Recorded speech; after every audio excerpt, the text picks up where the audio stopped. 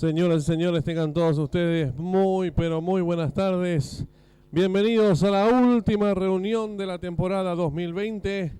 Hoy con una programación realmente extraordinaria. 11 competencias en total a disputarse en la tarde de hoy, 10 sueltas locales, una competencia internacional. Tenemos los premios más importantes de la jornada, el clásico Triple Corona. Se va a disputar en quinto turno sobre 2000 metros. 4 potrillos y 2 potrancas que van a estar disputando la competencia sobre 20 cuadras. También la sexta carrera tendrá el handicap clausura 1800 metros la distancia. La primera competencia de la jornada es una prueba reservada para las yeguas de la novena categoría C sobre la corta distancia de 600 metros. Ya las ejemplares comenzarán a salir a la pista principal para realizar el paseo preliminar. En esta primera carrera arranca el pick 4, 10.000 el costo, 7 millones de guaraníes, pozo garantizado. 3 minutos y finalizan las apuestas.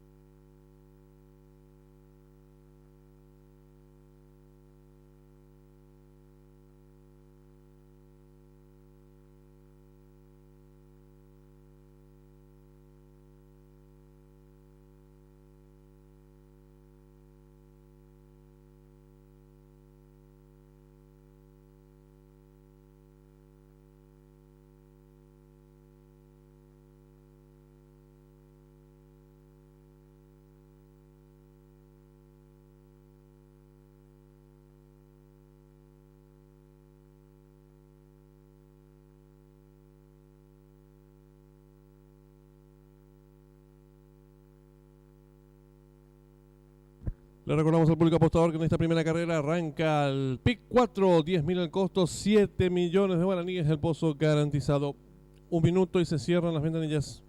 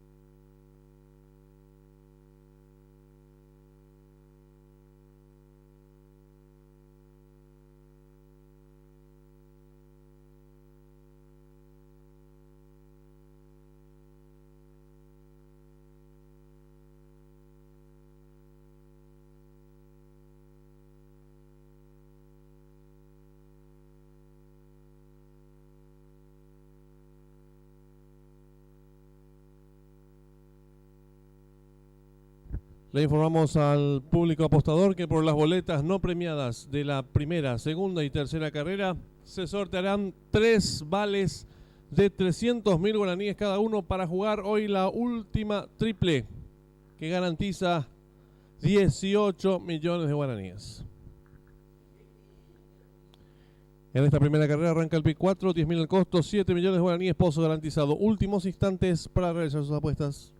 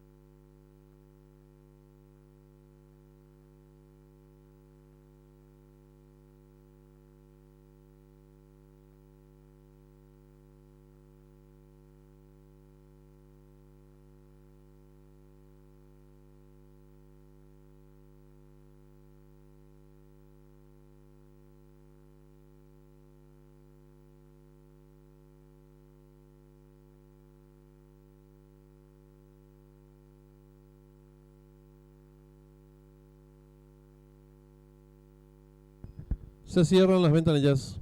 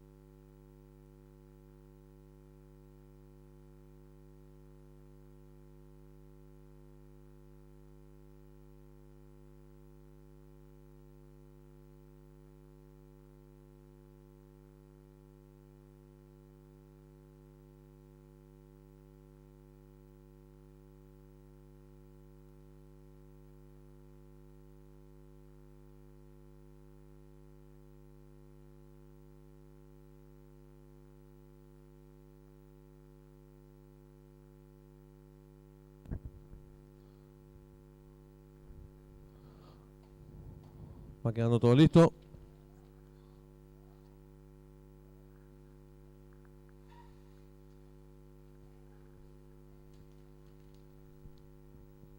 Largaron. Sale a señalar en camino la participante número 5, Pretabella. Le toma pequeña ventaja a la número 3, Soulmate. Abierto se desempeña la número 7, Yacipora. Descontado los primeros metros de la prueba y lucha en la delantera por dentro de la número 3, Soulmate. A su costado exterior la número 5, Pretabella. Más abierto lo hace la número 7, Yacipora. Descuenta ya los últimos 300 metros finales. Hay lucha en la delantera la número 5, Pretabella. Pequeña ventaja ahora sobre la número 7, Yacipora. En la tercera ubicación por dentro se desempeña la número 3, Soulmate. Descuenta ya los últimos 250 metros finales. Sigue la lucha en la delantera la número 5, Pretabella. Pequeña ventaja sobre la número 7, Yacipora. Tercera se desempeña la competidora número 3, Soulmate. Pocos metros para el disco. La número 5, Pretabella con el triunfo asegurado.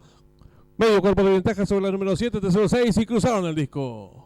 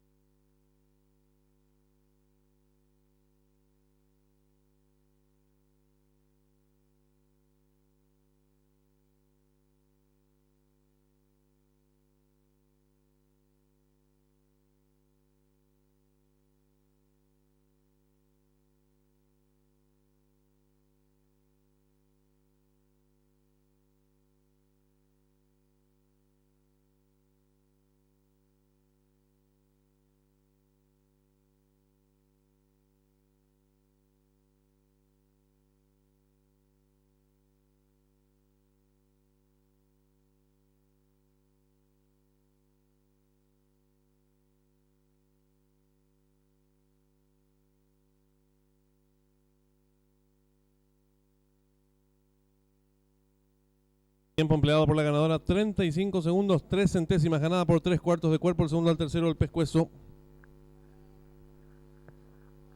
Dividendos es por ganador de la número 5, 21.000 guaraníes. La llave directa 5-7 con un solo acierto, 630.000 guaraníes. La trifecta 5-7-6 con 2 aciertos, 205.100 guaraníes.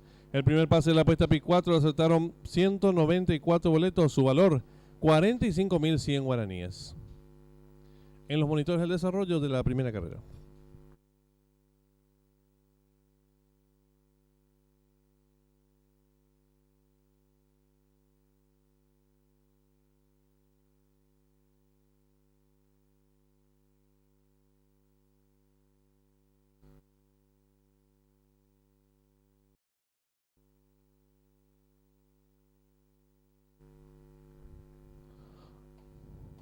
Va quedando todo listo.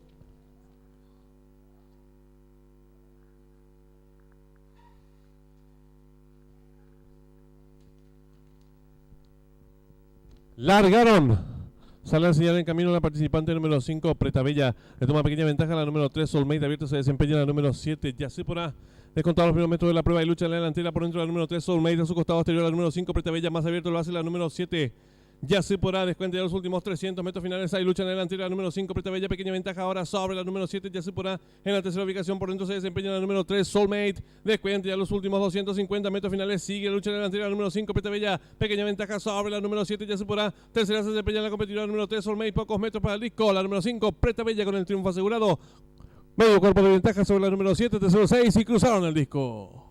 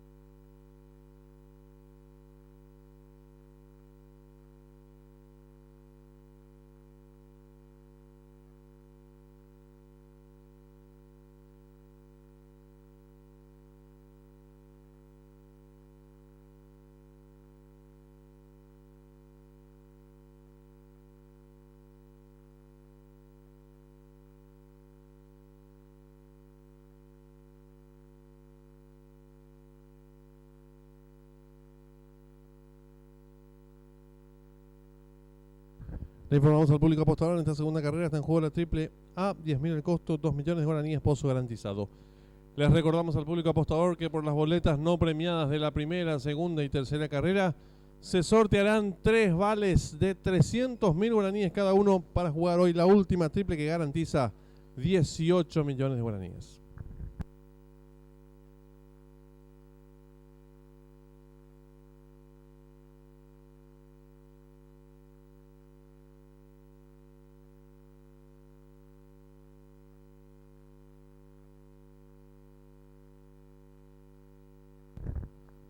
También está en juego la apuesta duplo. 10.000 el costo, 1 millón de guaraníes, pozo garantizado.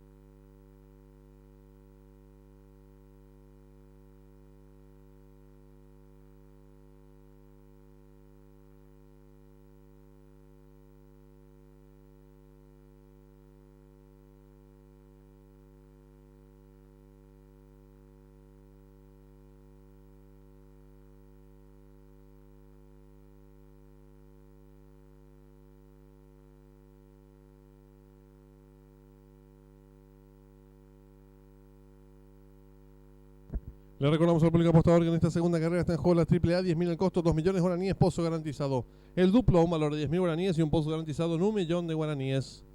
5 minutos y se cierran las ventanillas.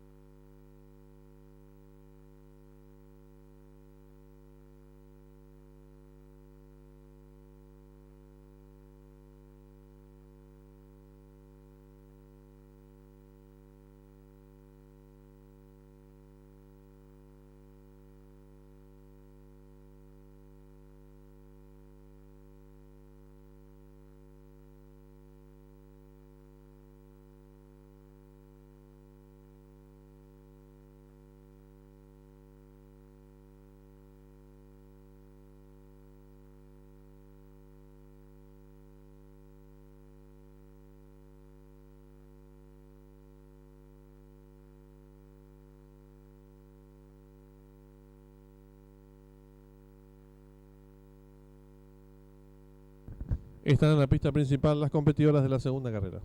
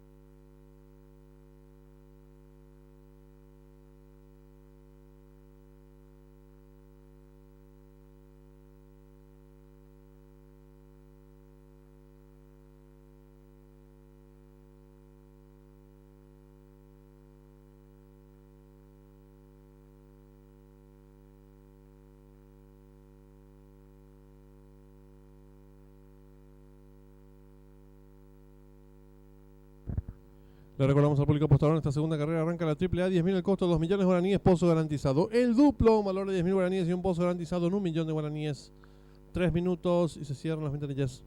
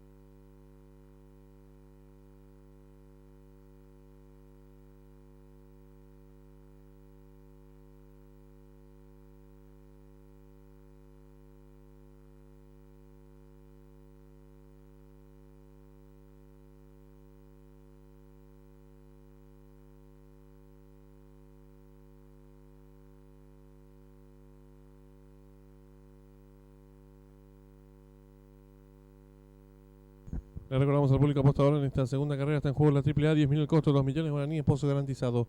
El duplo, un valor de 10.000 guaraníes y un pozo garantizado en 1 millón de guaraníes. 1 minuto y se cierran las ventanillas.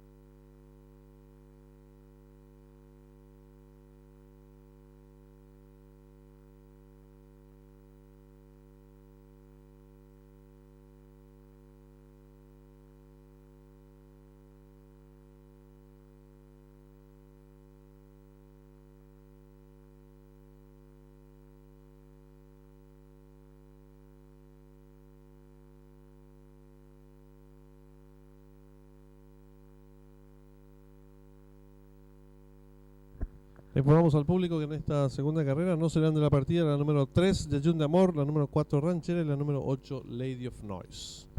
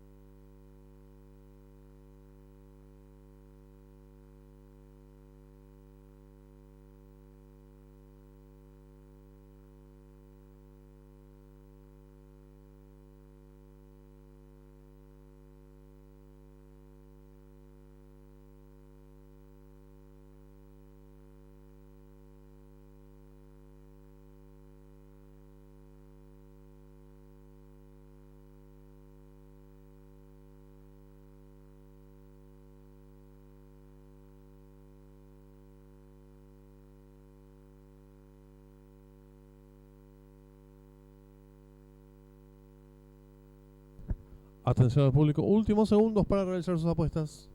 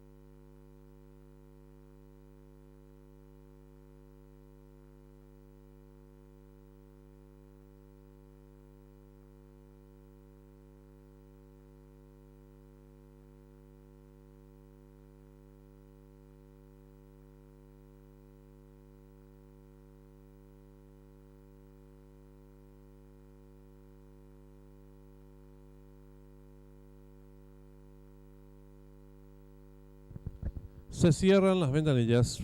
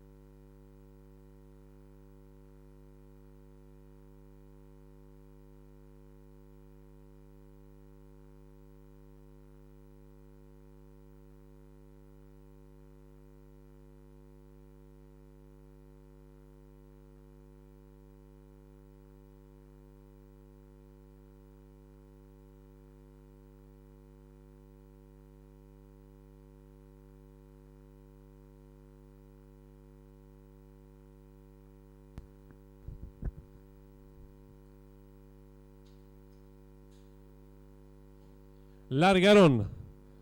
Sale a enseñar el camino la participante número 1, Dadaísta, toma pequeña ventaja la número 5, Shimus Win, tercero se desempeña el 2, cuarta mejorando por fuera rápidamente lo hace la número 7, Asterberg, más abierto la número 6, Nairobi. Las competidoras comienzan a enfrentar el codo y lucha delantera la número 7, Asterberg, pequeña ventaja sobre la número 6, Nairobi, tercera se desempeña por dentro la número 5, Shimus Win, cuarta viene sonando la número 1, Dadaísta, abierta, gana terreno rápidamente la número 9, hora exacta. Las competidoras dejaron atrás a la señal indicatoria a los 600 metros, la número 7, Asterberg, pequeña ventaja sobre la número 6, Nairobi, tercera la número 5, Shimus Win, abierta, gana terreno la número 9, hora exacta, y están en la recta final. Últimos 400 metros finales, la número 7, Asterberg, pequeña ventaja sobre la número 5, Shimus Win, tercera se desempeña la competidora número 9, hora exacta. exacta. Descuente ya los últimos 350 metros finales. Hay lucha en la delantera por fuera. El número 9 exacta. Pequeña ventaja ahora sobre la número 5, Shimo Win. Gana terreno por dentro del número 1, Dadaísta. Descuente ya los últimos 250 metros finales. La número 9 exacta. Pequeña ventaja ahora sobre la número 5, Shimo Win. Tercera se desempeña la competidora número 1, Dadaísta. Descuente ya los últimos 100 metros finales. Domina la número 9 exacta. Pequeña ventaja sobre la número 10, Win Felicity. Pocos metros para el disco. La número 9. Hora exacta. Pequeña ventaja sobre la número 10, Win Felicity. Y cruzaron el disco.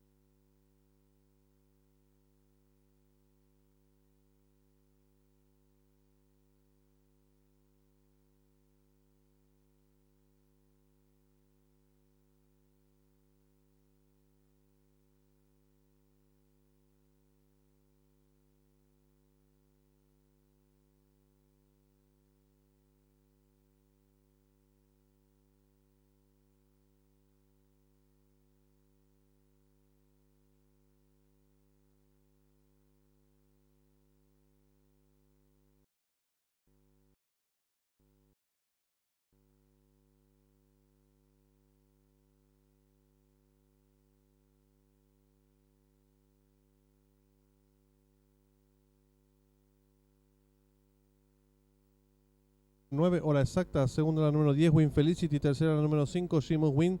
Cuarta la número 1, Dadaísta. Quinta la número 7, Asterberg. Sexta la número 6, Nairobi. Tiempo empleado por la ganadora, minutos 2 segundos 80 centésimos. Ganada por un pescuezo del segundo al tercero, 2 cuerpos. Dividiéndose por ganador de la número 9, 21.000 guaraníes. La llave directa 9-10, 187.200 guaraníes. La trifecta 9-10-5 ha quedado vacante. El duplo 5-9 con 12 aciertos, 83.300 guaraníes. La primera triple aceptaron 117 boletos, valor de enganche 21.400 guaraníes. El segundo pase de la apuesta PIC 4 aceptaron 119 boletos, su valor 73.500 guaraníes. En los monitores el desarrollo de la segunda carrera.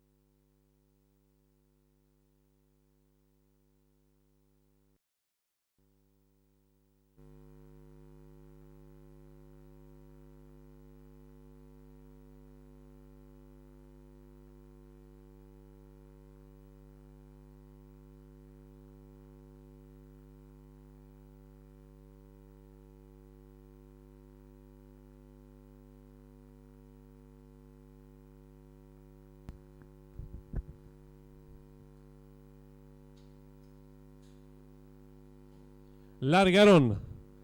Sale a enseñar el camino la participante número 1, Dadaísta. Toma pequeña ventaja la número 5, Shimus Win. Tercero se desempeña el 2. Cuarta mejorando por fuera rápidamente lo hace la número 7, Asterberg. Más abierta la número 6, Nairobi. Las competidoras comienzan a enfrentar el codo y lucha delantera la número 7, Asterberg. Pequeña ventaja sobre la número 6, Nairobi. Tercera se desempeña por dentro la número 5, Shimus Win. Cuarta viene sonando la número 1, Dadaísta. Abierta gana terreno rápidamente la número 9, hora exacta. Las competidoras dejaron atrás a la señal indicatoria a los 600 metros. La número 7, Asterberg. Pequeña ventaja sobre la número 6, Nairobi. Tercera, la número 5, Shimus Win. Abierta gana terreno la número 9, hora exacta. Y están en la recta final. Últimos 400 metros finales. La número 7, Asterberg. Pequeña ventaja sobre la número 5, Shimus Win. Tercera se desempeña la competidora número 9, hora exacta. Descuente ya los últimos 350 metros finales. Hay lucha en la delantera por fuera la número 9, hora exacta. Pequeña ventaja ahora sobre la número 5, Shimus Win. Gana terreno por dentro la número 1, Dadaísta. Descuente ya los últimos 250 metros finales. La número 9, hora exacta. Pequeña ventaja ahora sobre la número 5, Shimus Win. Tercera se desempeña la competidora número 1, Dadaísta. Descuente ya los últimos 100 metros finales. Domina la número 9, hora exacta. Pequeña ventaja sobre la número 10, Win Felicity. Pocos metros para el disco. La número 9, hora exacta. Pequeña ventaja sobre la número 10, Win Felicity. Y cruzaron el disco.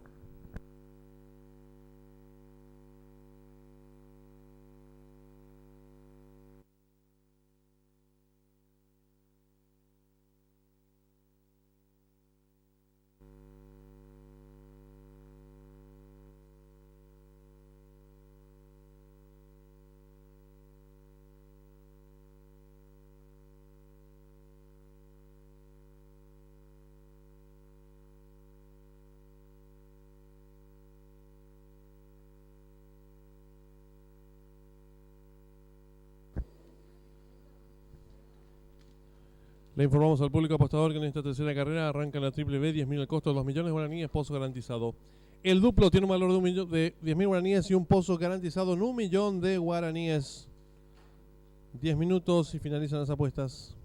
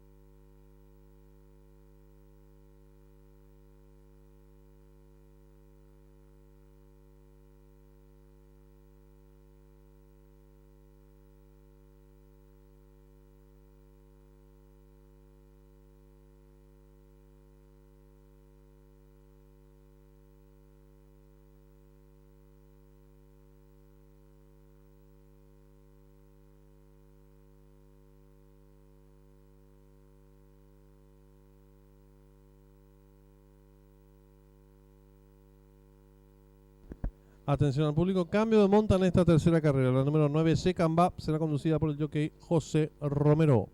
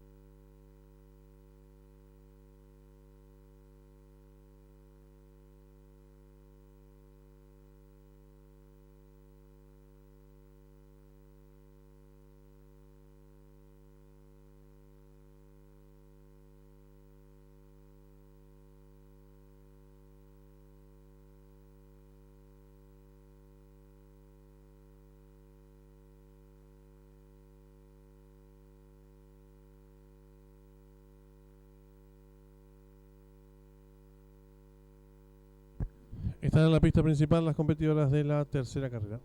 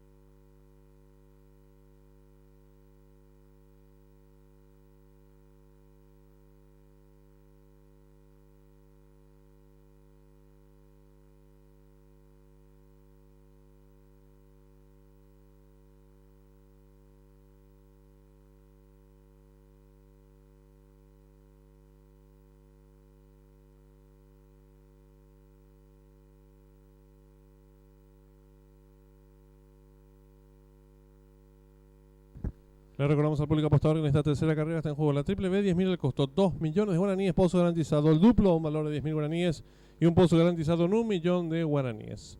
5 minutos y se cierran las ventanillas.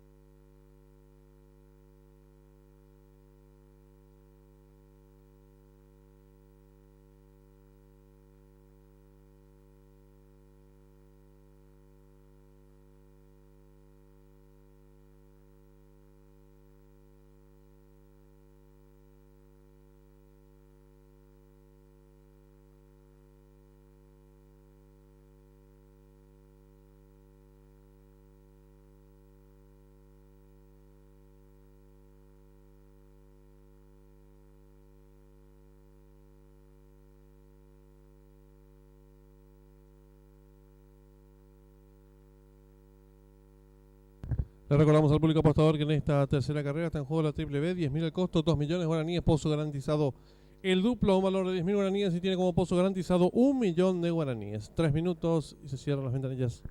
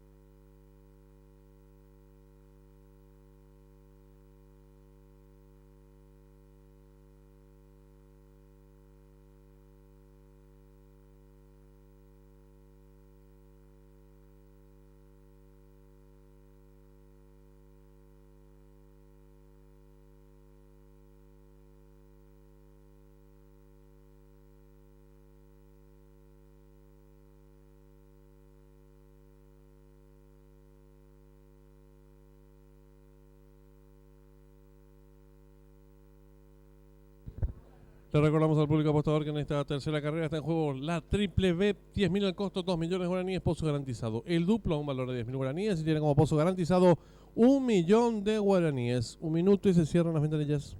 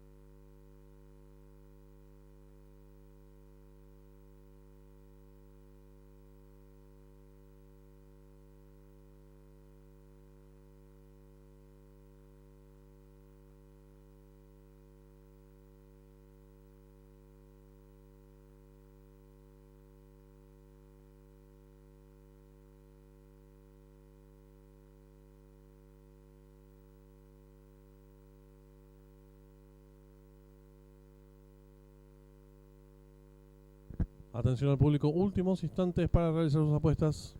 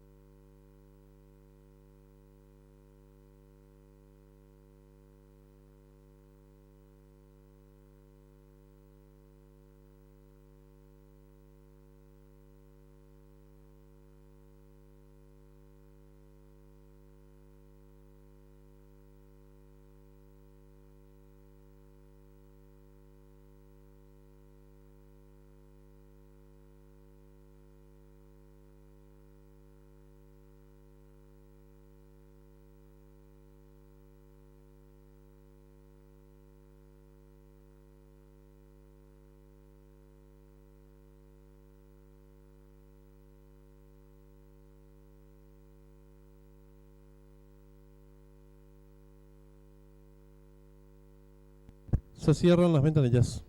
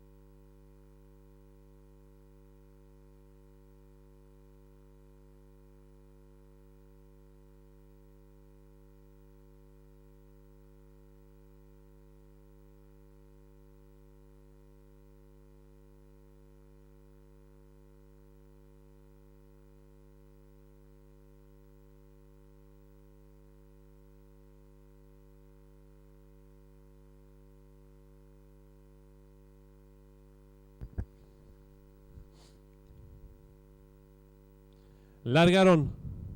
Sale a enseñar el camino al participante número 1, Shira Valley, pequeña ventaja sobre el número 3, Barremina. Tercera se desempeña la número 9, Shikamba. Cuarto mejorando rápidamente lo hace la número 10, Atorranta. En la quinta ubicación se desempeña la número 6, Carola. Las competidoras están enfrentando el codo con la número 3, Barremina, enseñando el camino. Cuerpo de ventaja sobre la número 9, Shikamba. Tercera se desempeña la número 10, Atorranta. Cuarto viene accionando la número 1, Shira Valley. Abierto en la quinta ubicación se desempeña la número 6, Carola. Las competidoras dejaron atrás la indicatoria a los 600 metros. La número 3, Barremina, pequeña ventaja sobre la número 10, Atorranta. Entregamos la número 9, Shikamba. Y están en la recta final. Últimos 400 metros finales, hay lucha en la delantera por fuera, la número 10 Atorranta, pequeña ventaja sobre la número 3 Barremina. Tercera se desempeña entre ambas la competidora número 9 Shekamba. Descuente ya los últimos 300 metros finales, la número 10 Atorranta logra tirar cuerpo y medio de ventaja sobre la número 3 Barremina. En la tercera ubicación se desempeña la número 6 Carola. Descuente ya los últimos 200 metros finales, la número 10 Atorranta corre con cuerpo y medio de ventaja sobre la número 1 Shiraval. En la tercera ubicación se desempeña la número 6 Carola. Descuente ya los últimos 50 metros finales, va a haber lucha en la delantera por dentro el 1 por fuera el 10. Pocos metros para el disco en una misma línea, 1 y 10 por la primera ubicación y cruzaron el disco.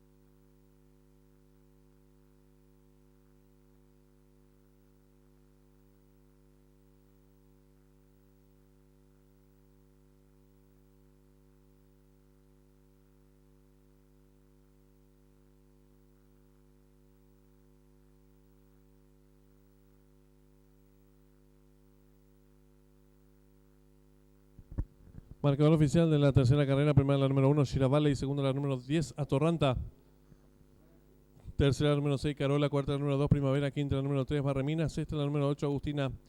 Tiempo empleado por la ganadora: minutos 3 segundos 76 centésimas.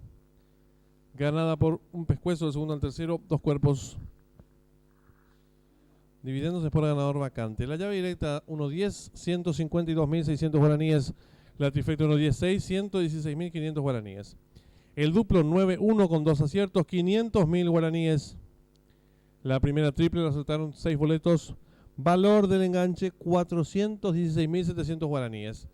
La segunda triple la acertaron 2 boletos. Valor del enganche 1.250.000 guaraníes.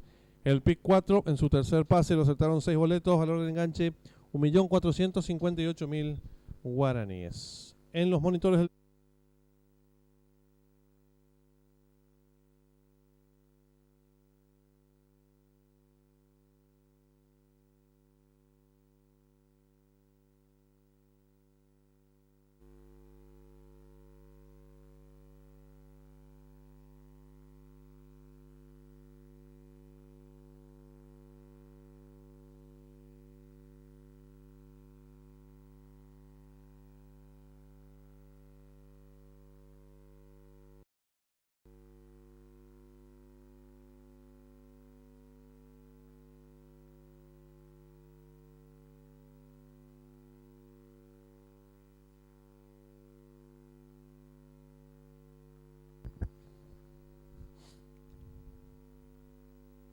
largaron.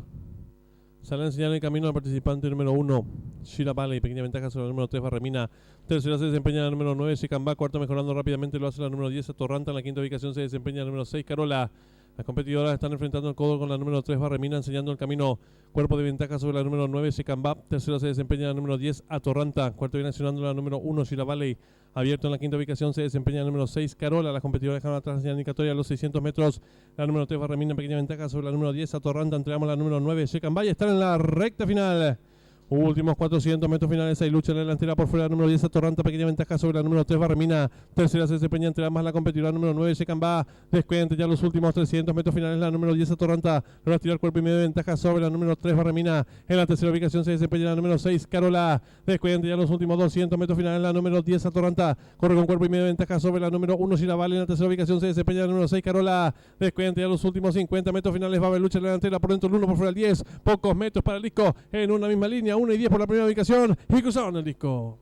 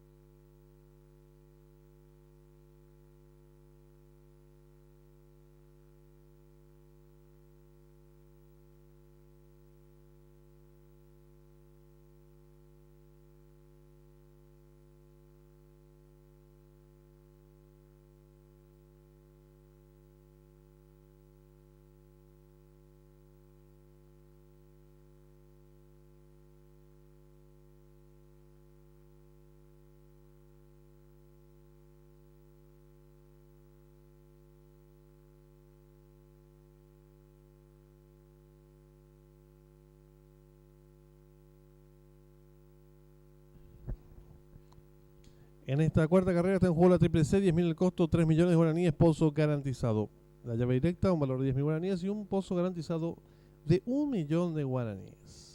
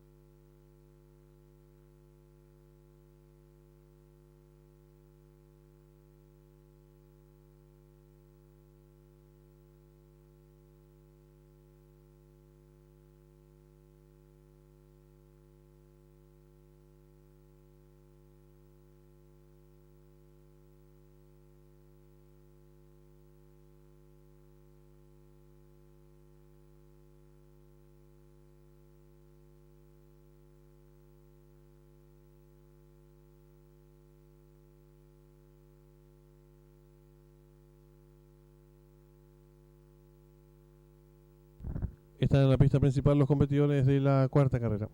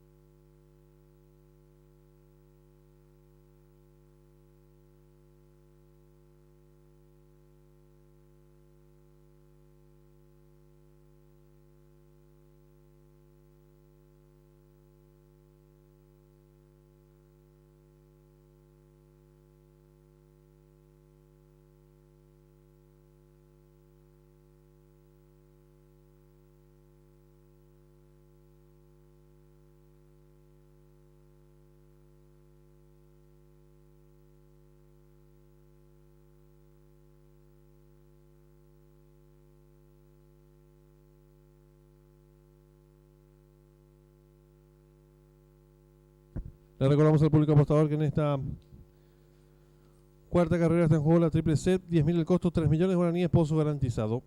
La llave directa, un valor de 10.000 guaraníes y un pozo garantizado en 1 millón de guaraníes. 3 minutos y se cierran las ventanillas.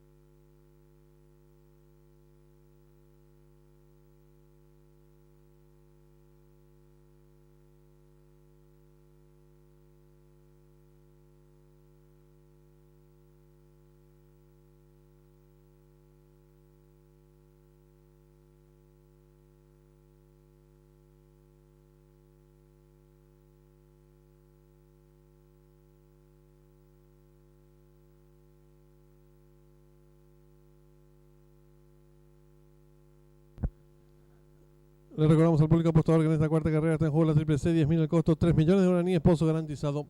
La llave directa tiene un valor de 10.000 guaraníes y un pozo garantizado en 1 millón de guaraníes. 1 minuto y se cierran las ventanillas.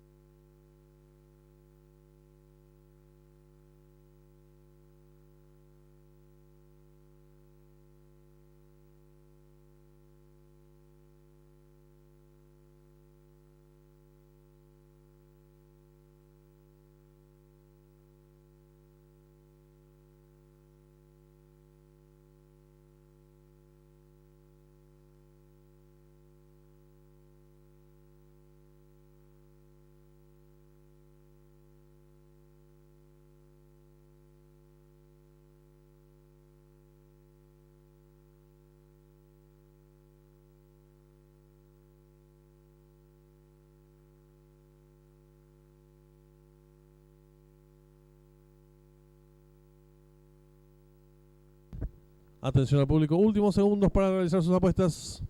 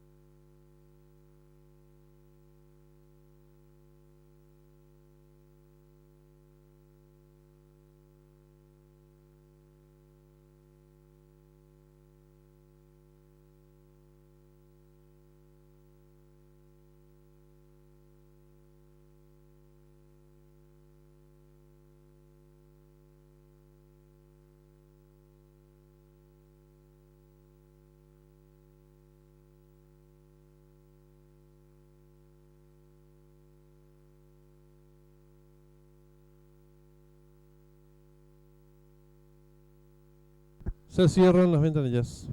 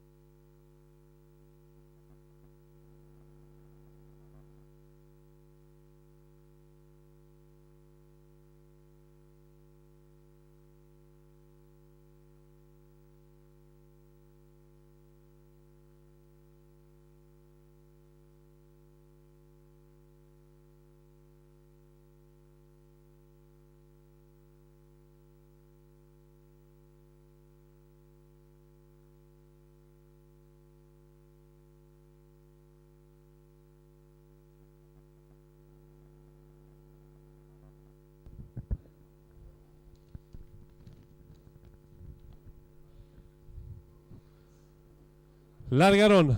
Sale decididamente al señal en camino el participante número 1, Patrimonio. Estira 2 cuerpos de ventaja sobre el número 4, Olimpo. Tercero se desempeña el número 2. Cuarto mejorando rápidamente por fuera lo hace el 8, Oro Negro.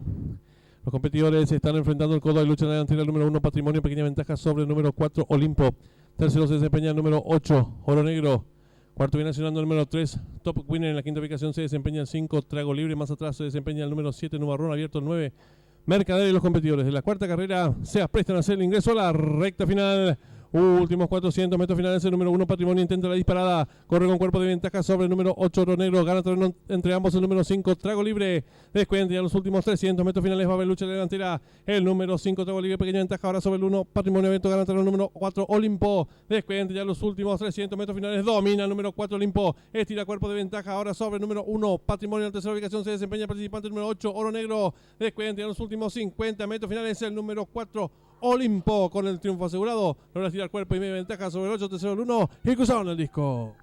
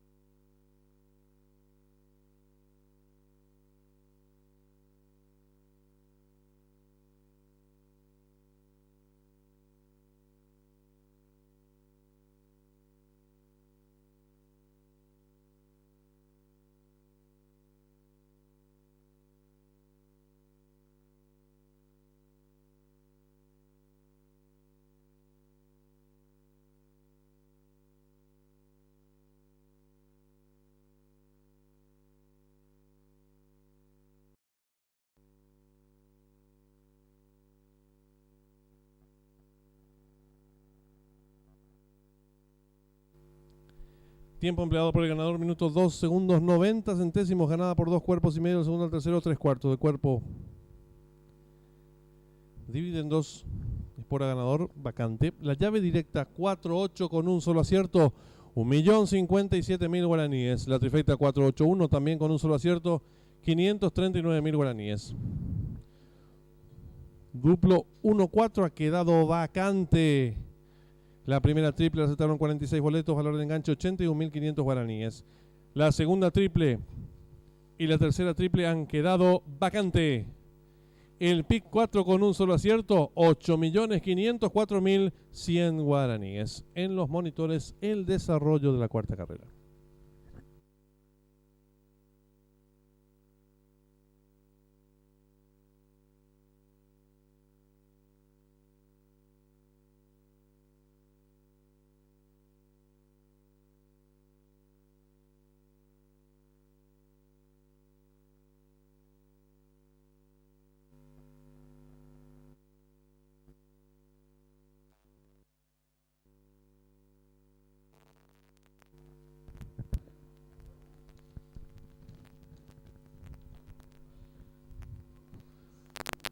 Largaron.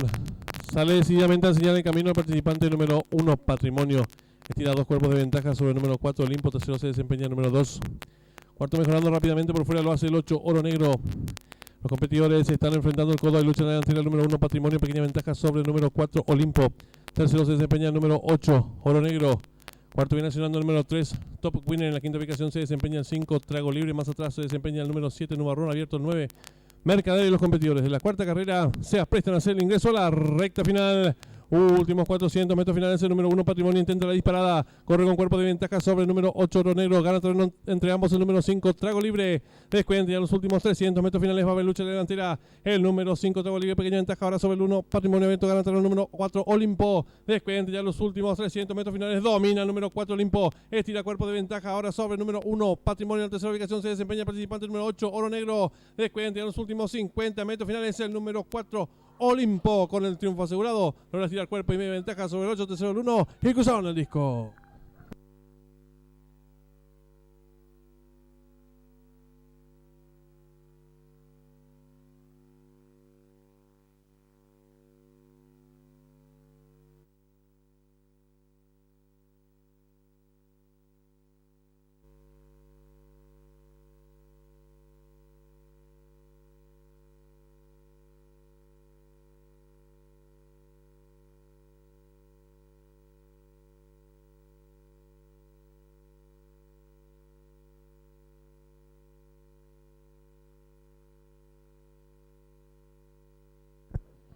Le informamos al público apostador, en esta quinta carrera arranca un nuevo pick 4, 10.000 al costo, 5 millones de guaraníes, pozo garantizado. También está en juego la llave directa, 10.000 al costo, 800.000 el pozo garantizado.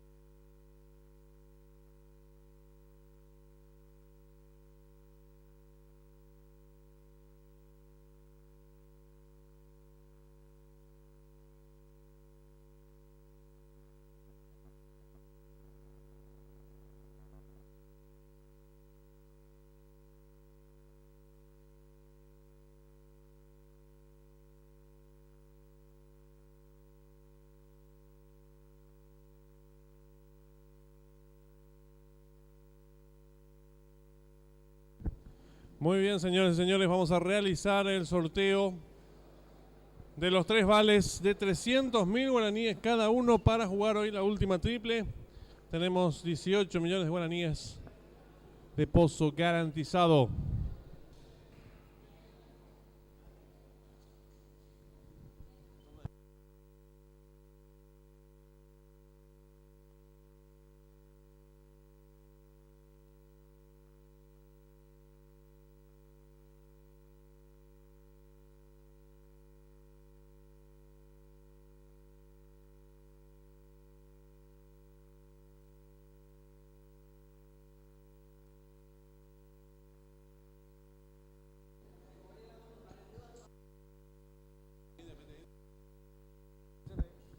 Sacamos el primer boleto. A ver quién se lleva los primeros 300.000 guaraníes.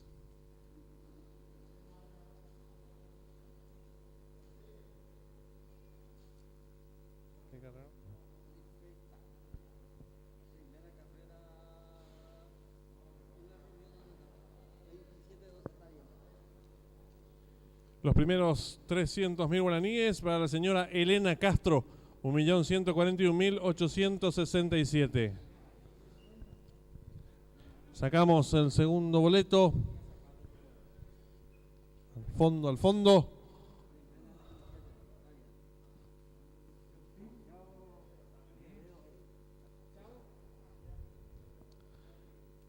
Santiago Figueredo.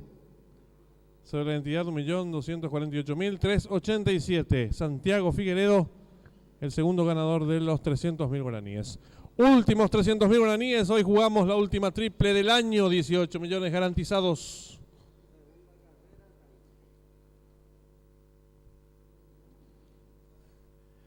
El señor Lencho, 612.825. Es el ganador entonces de los 300.000 guaraníes. Felicitaciones a los 3 ganadores que hoy juegan por los 18 millones de la última triple. Los ejemplares del clásico Triple Corona están en la pista principal.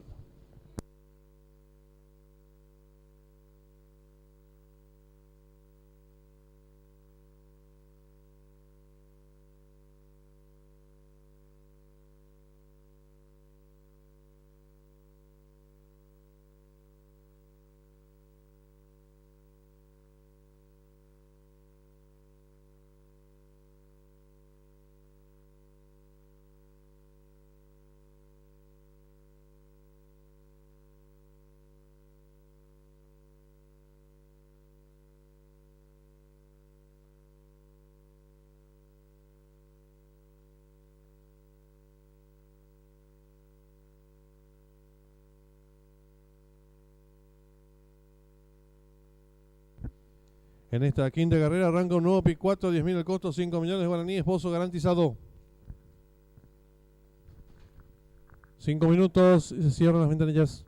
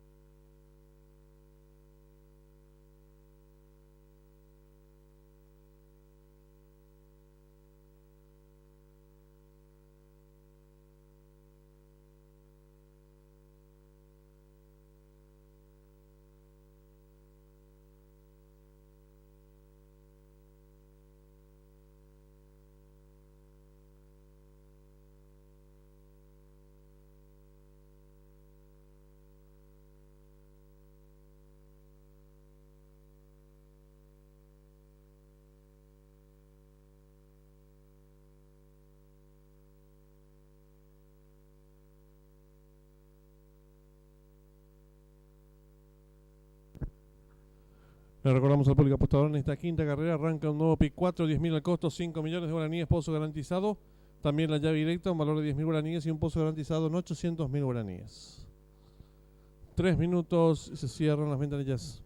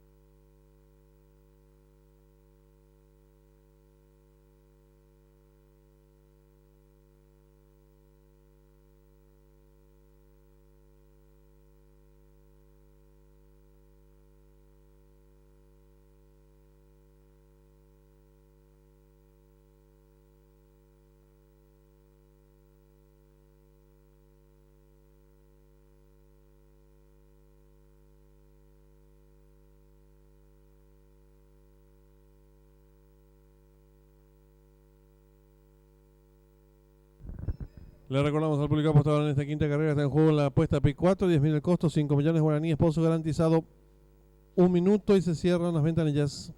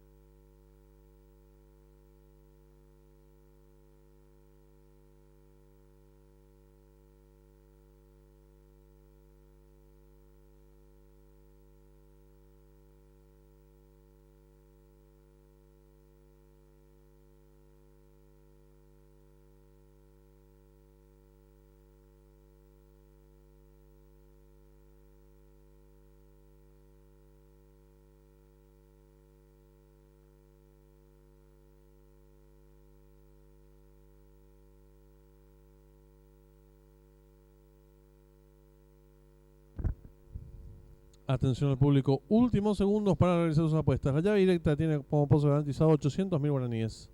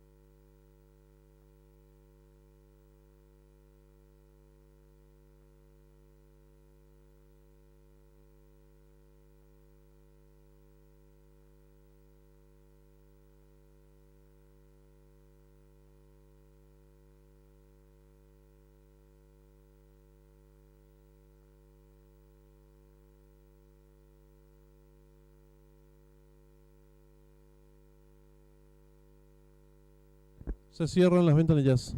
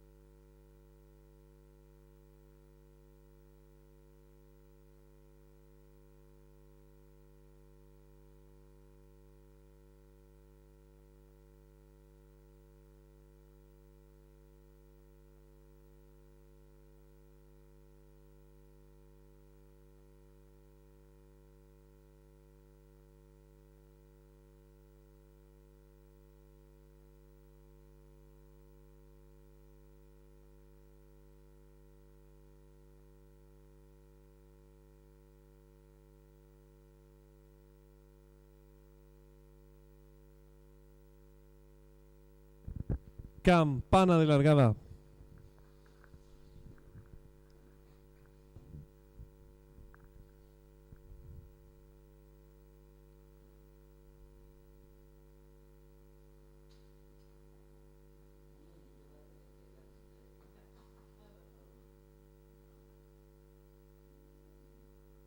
Se abrió el partidor de la número 4, Justina. Ahora sí, todo en condiciones. Largaron el clásico Triple Corona. Sale a enseñar el camino al participante número 1, Sixor Incur, pequeña ventaja sobre la número 4, Justina. Entre ambos se desempeña la número 2, Rapera Van. En la cuarta ubicación, el número 5, 8 enero. Más abierto lo hace el 6, Cara Bonita. Los competidores van a enfrentar el codo por primera vez con la número 4 enseñando el camino. Pequeña ventaja ahora sobre el número 1. En la tercera ubicación se desempeña el número 2, Rapera Van. Cuarto viene accionando el número 3, True Royal. En la quinta ubicación se desempeña el número 5, 8 enero. Cierra la marcha el número 6, Cara Bonita. Los competidores van a ingresar en la recta opuesta el número 1, Sixor Court. Corre con cuerpo de ventaja sobre la número 4, Justina. En la tercera ubicación se desempeña el número 2, Rapera Van. Cuarto mejorando por dentro lo hace el número 3, Turoya. En la quinta ubicación se desempeña el 5, 8 enero. Sigue cerrando la marcha dos cuerpos de este, el número 6, Cara Bonita. Los participantes van a dejar atrás la señal indicatoria de los 1100 metros. El número 1, Six Record. Cuerpo y medio de ventaja sobre el número 4, Justina. En la tercera ubicación se desempeña el número 3, True Royal. Cuarto mejorando el 5, 8 el Nero. En la quinta ubicación gana terreno por fuera el 6, Cara Bonita. Cierra la marcha ahora el número 2, Rapera Van. Los competidores van a comenzar a enfrentar el último codo. Hay lucha en la delantera por dentro el número 3, True Royal. A su costado exterior número 1, Six Record. En la tercera ubicación se desempeña el número 4, Justina. Cuarto viene accionando el número 5, 8 enero. En la quinta ubicación mejora el número 6, Cara Bonita. Cierra la marcha varios cuerpos. El 2, Rapera Van. Los competidores hasta los últimos 600 metros. El 1, Six Record. Cuerpo de ventaja sobre el número 3, True Royal. Tercero el 6, Cara Bonita. Y los competidores del clásico Triple Corona se aprestan a hacer el ingreso a la recta final. Últimos 400 metros finales. El número 1, Six Record, intenta la disparada. Corre con cuerpo de ventaja sobre el número 3, Tuboya, que va resueltamente en su búsqueda. Tercero se desempeña participante número 6, Cara Bonita. Descuenta ya los últimos 300 metros finales. Domina el número 3, Tuboya. Pequeña ventaja ahora sobre el número 1, Six Record. Tercero se desempeña el número 6, Cara Bonita. Descuenta ya los últimos 200 metros finales. Va a haber lucha en la delantera. Por fuera el número 6, Cara Bonita. Por dentro el número 3, Tuboya. Gana terreno por dentro el número 6 Record. Descuenta los últimos 100 metros finales. Van cabeza a cabeza por dentro el 3, por fuera el 6. Pocos metros para el disco. Domina el 3 Royal. Estira dos cuerpos de ventaja sobre el número 6, Cara Bonita. Y cruzaron el disco.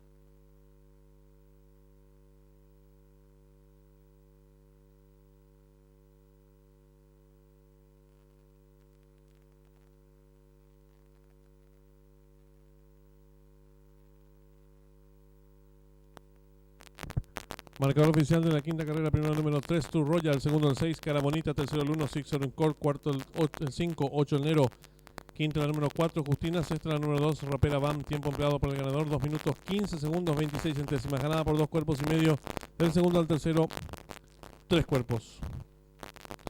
Dividiéndose por ganador vacante, llave directa 3-6, 32.600 guaraníes, trifecta 3-6-1, 73.800 guaraníes. El duplo 4-3 con 4 aciertos, 187.200 guaraníes. El primer pase de la apuesta P4 acertaron 112 boletos, su valor 55.800 guaraníes. La segunda triple acertaron 17 boletos, valor de enganche 220.600 guaraníes. En los monitores del desarrollo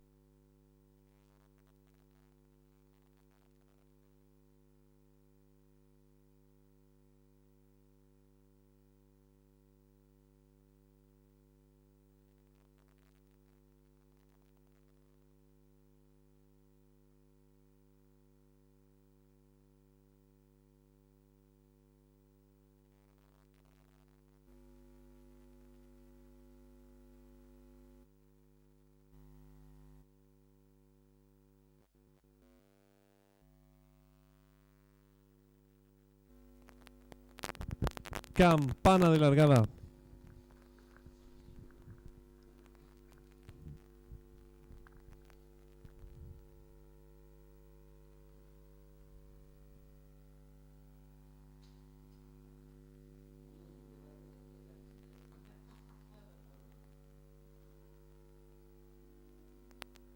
Se abrió el partidor de la número 4, Justina. Ahora sí, todo en condiciones. Largaron el clásico triple corona. Sale a enseñar el camino al participante número 1, Six on Court, pequeña ventaja sobre la número 4, Justina. Entre ambos se desempeña la número 2, Rapera Band. En la cuarta ubicación, el número 5, 8 Enero. Más abierto lo hace el 6, Cara Bonita. Los competidores van a enfrentar el codo por primera vez con la número 4 enseñando el camino, pequeña ventaja ahora sobre el número 1. En la tercera ubicación se desempeña el número 2, Rapera Band. Cuarto viene accionando el número 3, True Royal. En la quinta ubicación se desempeña el número 5, 8 el Nero. Cierra la marcha el número 6, Cara Bonita. Los competidores van a ingresar en la recta opuesta el número 1, Six on Court. Corre con cuerpo de ventaja sobre la número 4, Justina. En la tercera ubicación se desempeña el número 2, Rapera Band. Cuarto mejorando por dentro lo hace el número 3, True Royal. En la quinta ubicación se desempeña en 5, 8 el Nero. Sigue cerrando la marcha dos cuerpos de el número 6, Cara Bonita. Los participantes van a dejar atrás la señal indicatoria de los 1100 metros. El número 1, Six Record. Cuerpo y medio de ventaja sobre el número 4, Justina. En la tercera ubicación se desempeña el número 3, True Royal. Cuarto mejorando el 5, 8 el Nero. En la quinta ubicación gana terreno por fuera el 6, Cara Bonita. Cierra la marcha ahora el número 2, Rapera Band. Los competidores van a comenzar a enfrentar el último codo. Hay lucha en la delantera por dentro el número 3, True Royal, su costado exterior número 1, Six Record. En la tercera ubicación se desempeña el número 4, Justina. Cuarto viene accionando el número 5, 8 Enero. En la quinta ubicación mejora el número 6, Cara Bonita. Se la marcha varios cuerpos, el 2, Rapera Band. Los competidores en los últimos 600 metros.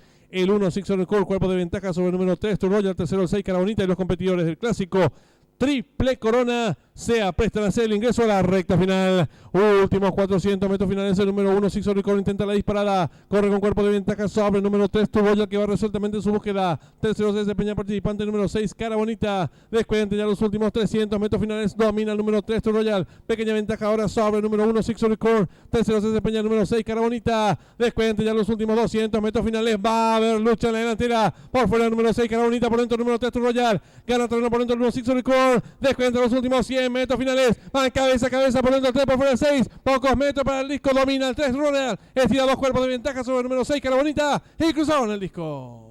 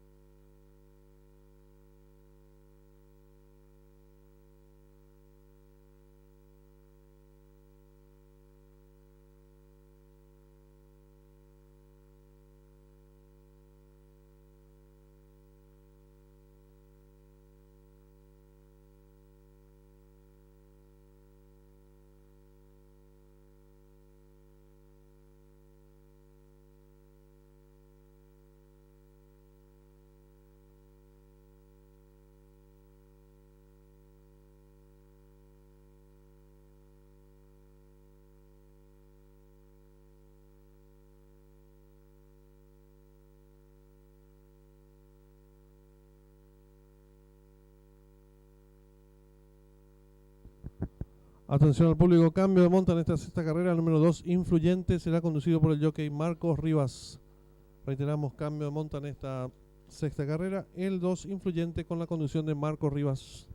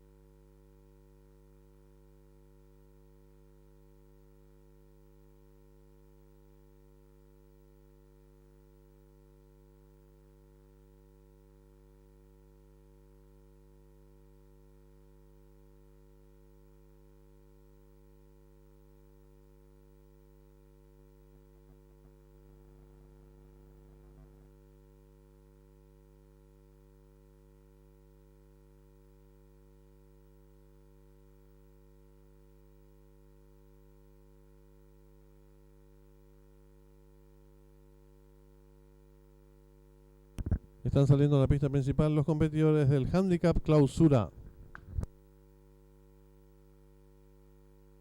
En esta sexta carrera está en juego la triple D, 10.000 al costo, 2 millones de guaraníes, pozo garantizado.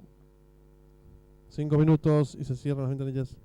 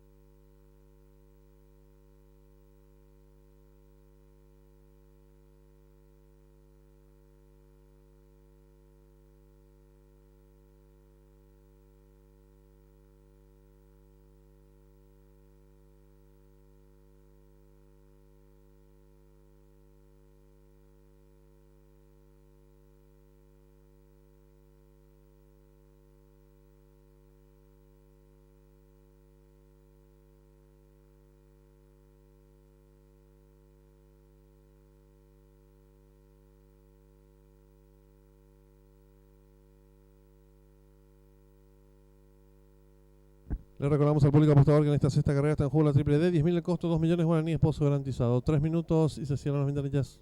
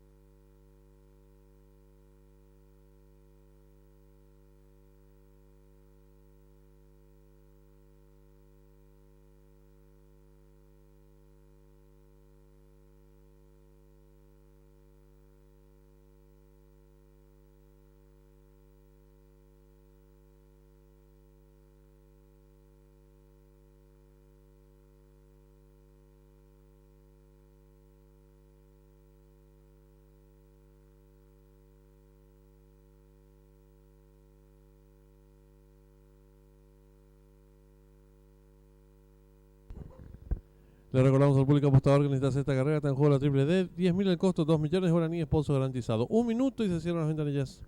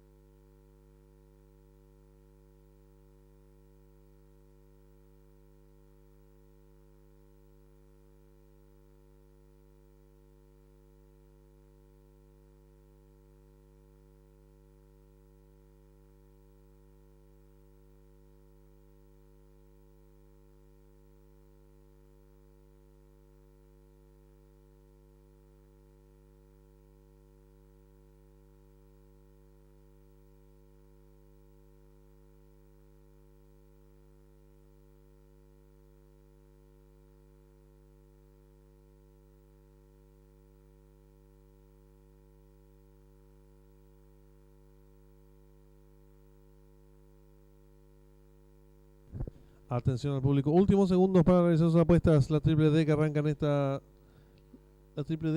sexta carrera, 10.000 el costo y 2 millones de guaraníes, pozo garantizado.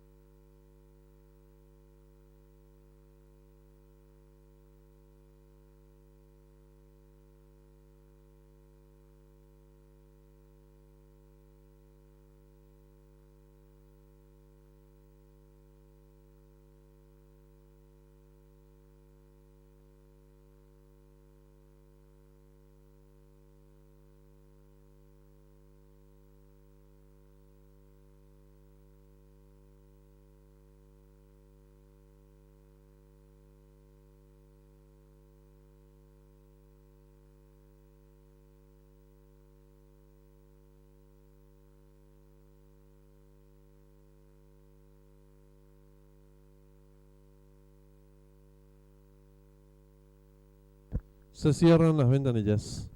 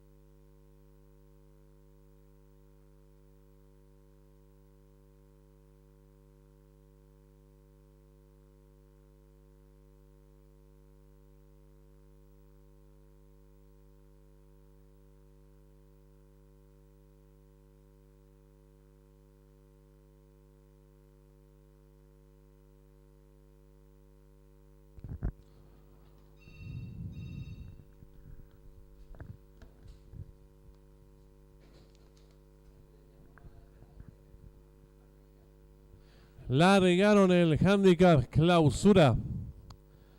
Sale a enseñar el camino por el lado de la pista. El número 1, Action, toma pequeña ventaja. El número 3, Goloso. En la tercera ubicación se desempeña el 4, Enfant Wells. Cuarto viene accionando el 2, Influyente. Cierra la marcha el número 5, Scanner.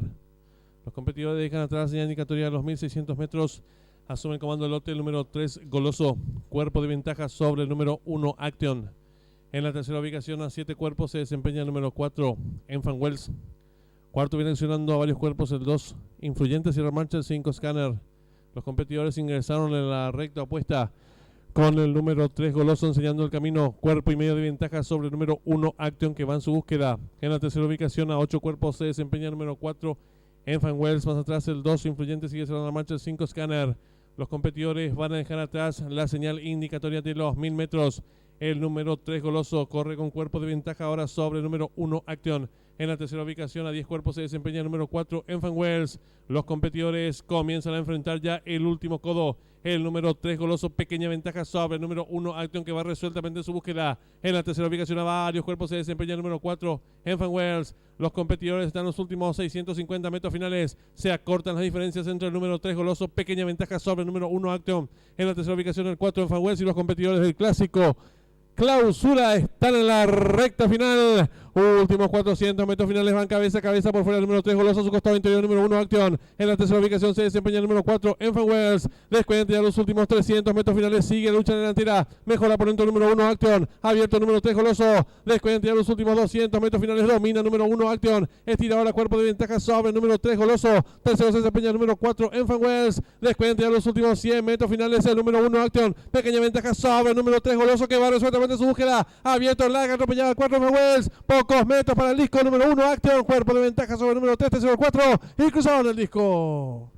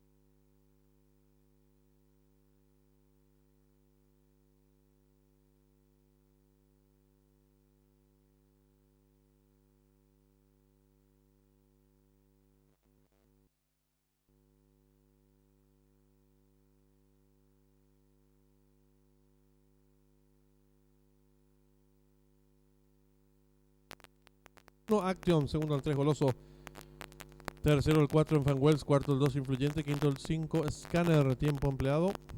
Lo vamos a mencionar en instantes. Ganada por un cuerpo, el segundo al tercero, medio cuerpo. Dividiéndose por ganador del 1, 14.000 guaraníes. La llave directa 1-3, 22.500 guaraníes. El duplo 3-1, 33.400 guaraníes. La primera triple aceptaron 110 boletos, su valor 22.700 guaraníes. El segundo pase de la apuesta P4 aceptaron 66 boletos, valor de enganche 94.700 guaraníes. Y la triple que finalizaba con 2 aciertos, 266.700 guaraníes. En los monitores el desarrollo de la sexta carrera.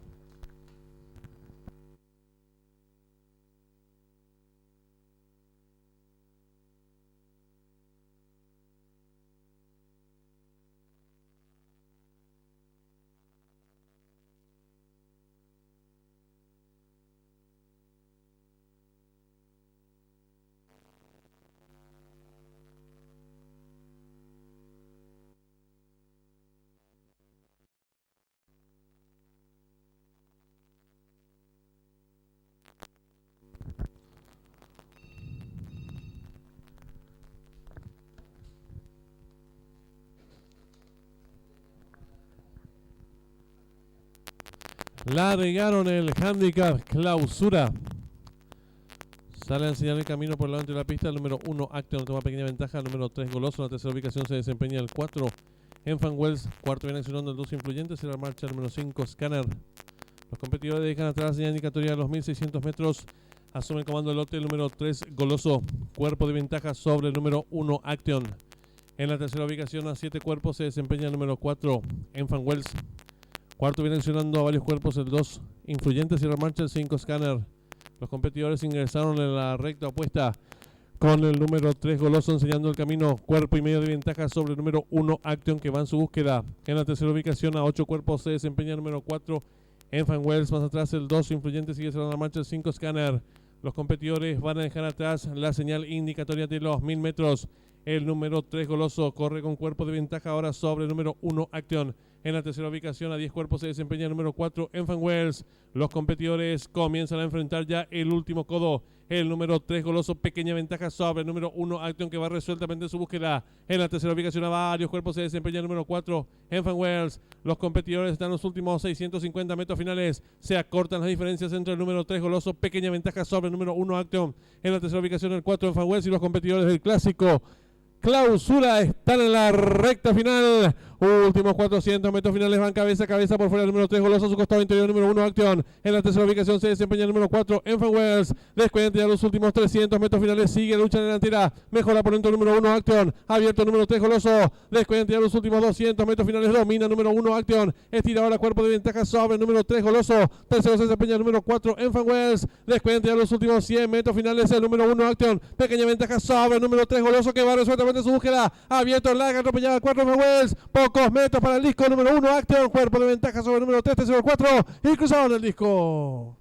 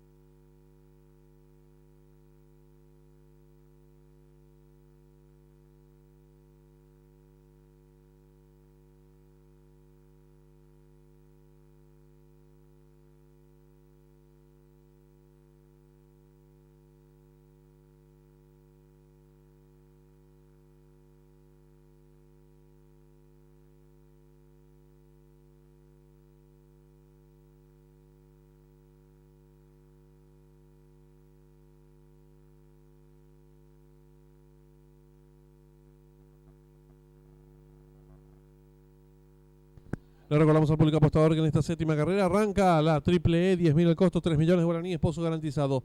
Duplo tiene un valor de 10.000 guaraníes y un pozo garantizado en 1 millón de guaraníes. Y la llave directa también a 10.000 guaraníes y 1 millón de guaraníes, pozo garantizado.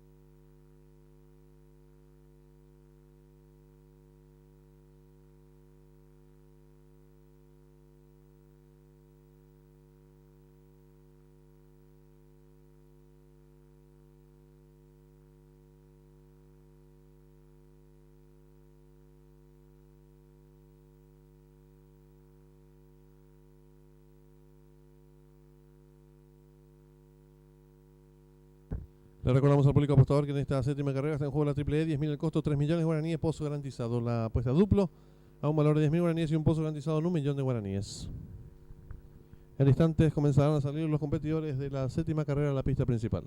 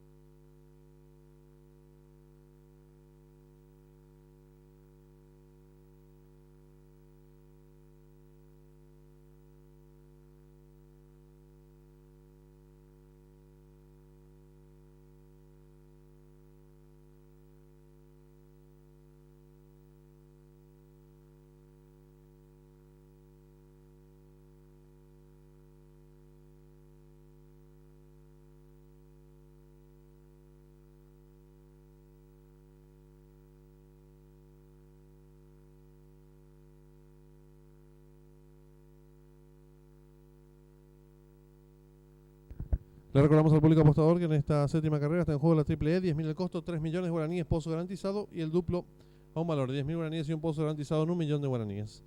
3 minutos y se cierran las ventanillas.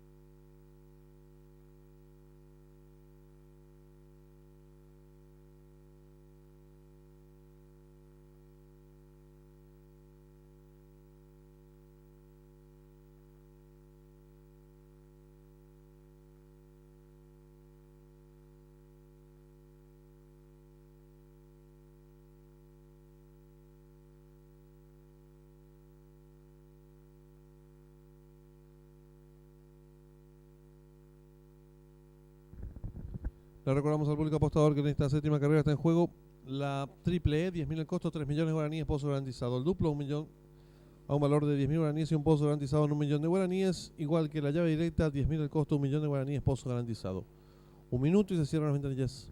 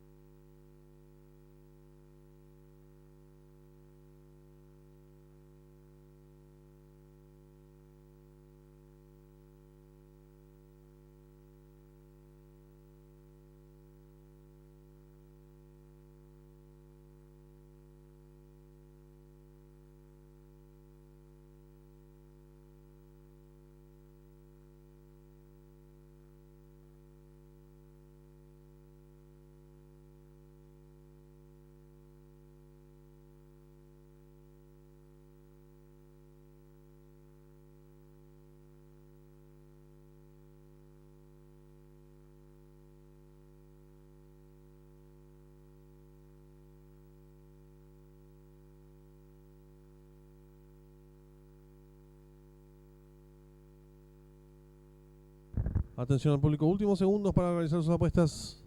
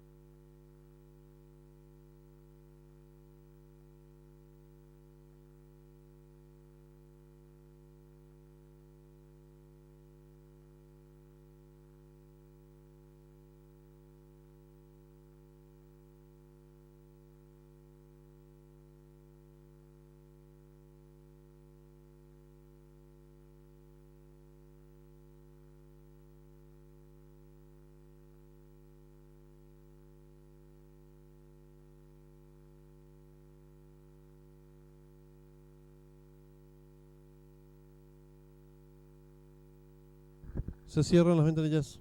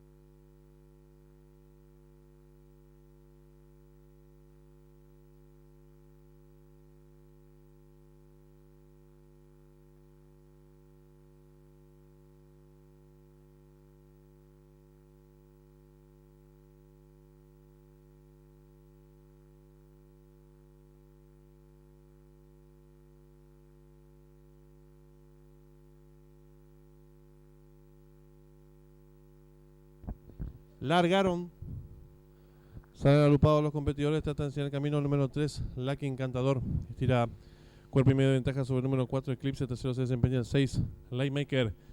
Cuarto mejorando lo hace el número 10, Oblivion. La quinta ubicación el número 9, Muñeco. Los competidores están de mitad de codo, el número 3, Lucky Encantador. Dos cuerpos de ventaja sobre el número 6, Lightmaker. Tercero número 4, Eclipse. Cuarto viene accionando el número 10, Oblivion. La quinta ubicación el 9, Muñeco. Y los competidores de la séptima carrera están en la recta final. El número 3, Lucky Encantador, intenta la disparada. Corre con cuerpo de ventaja sobre el número 6, Lightmaker. Entre ambos se desempeña el número 4, Eclipse. Descuentan ya los últimos 300 metros finales. El número 3, Lucky Encantador, firme en la delantera. Lo hace con dos cuerpos de ventaja sobre el número 6, Lightmaker. Abierto en larga atropellada. Lo viene haciendo el número 9, Muñeco. Descuenta los últimos 100 metros finales. El número 3, Lucky Encantador, firme en la delantera. Lo hace con dos cuerpos de ventaja sobre el número 4, Eclipse. Abierto en larga atropellada, 9, Muñeco. Últimos 50 metros finales. El número 3, Lucky Encantador, con el triunfo asegurado. Dos cuerpos de ventaja sobre el número 9, tercero el 4. Y cruzaron el disco.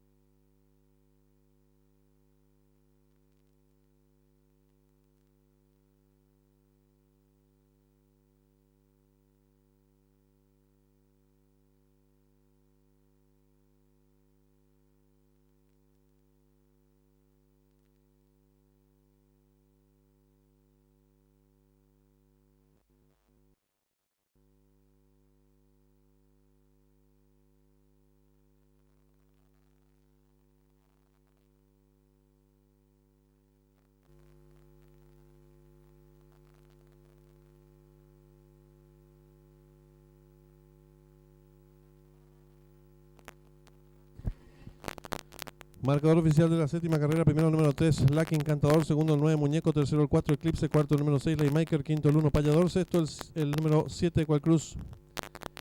Tiempo empleado por el ganador: 1 minuto 3 segundos 22 centésimos. Ganada por un cuerpo y 3 cuartos. El segundo al tercero, medio cuerpo. Dividiéndose por ganador del número 3, 5.000 guaraníes. La llave directa 3-9, 125.000 guaraníes. La trifecta 3-9-4, vacante. El duplo 1-3 con 24 aciertos, 40.200 guaraníes. La primera triple estaron 51 boletos, su valor 73.500 guaraníes. La segunda triple estaron 43 boletos, valor de enganche 58.100 guaraníes. El tercer pase de la apuesta PIC 4 estaron 20 boletos, valor de enganche 312.500 guaraníes. En los monitores de desarrollo de la séptima carrera.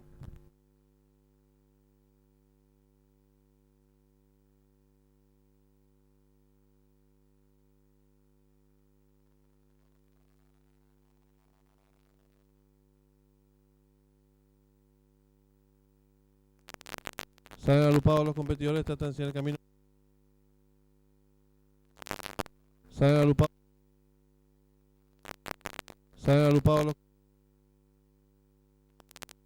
Salen agrupados los competidores, tratan de enseñar el camino. Número 3, Lucky Encantador. Salen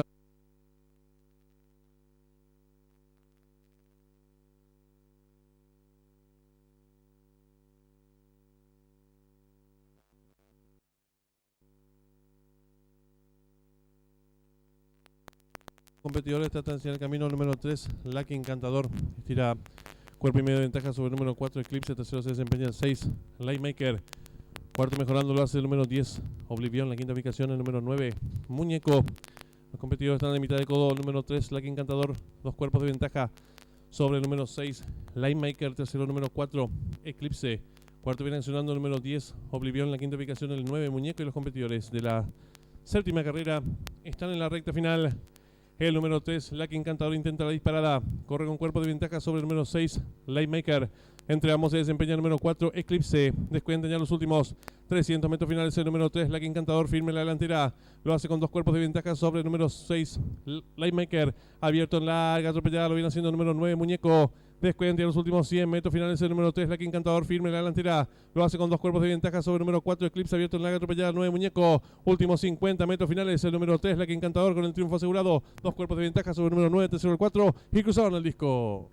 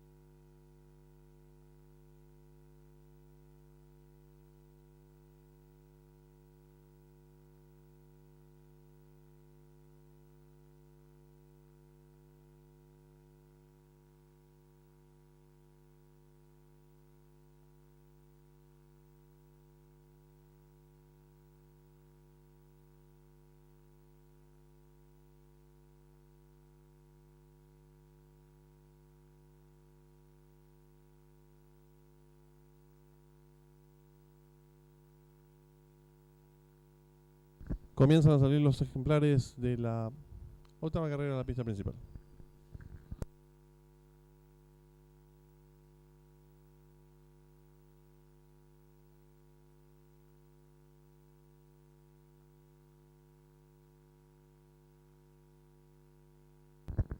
En esta octava carrera está en juego el duplo extra, 15.000 el costo, 2.500.000 pozo garantizado.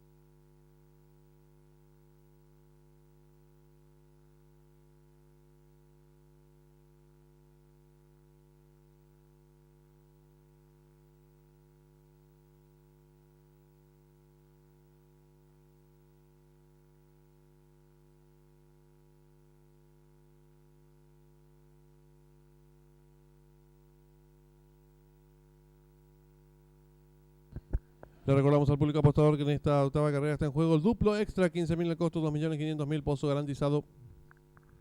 5 minutos y se cierran las ventanillas.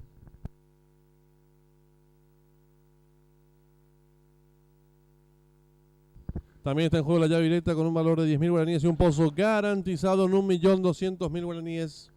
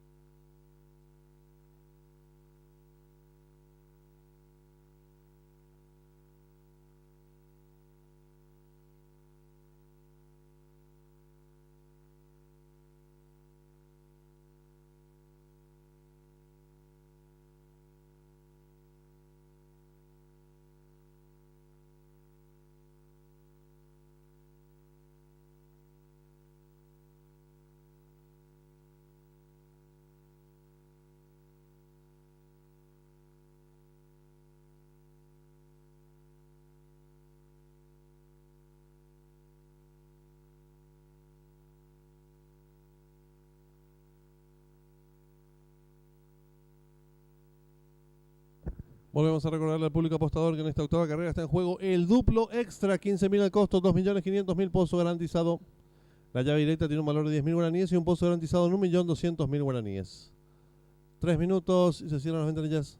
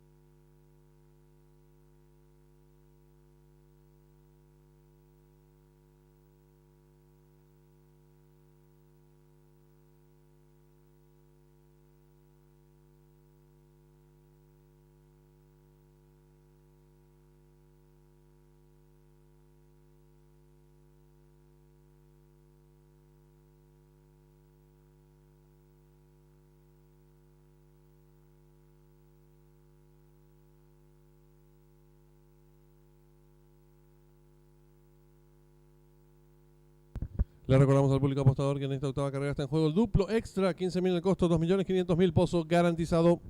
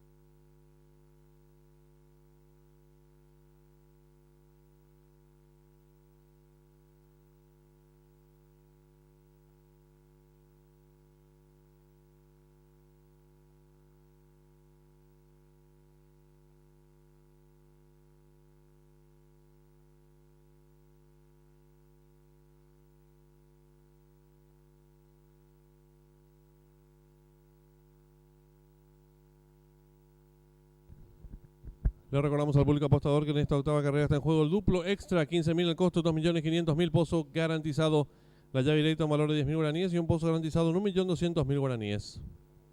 Un minuto y se cierran las ventanillas.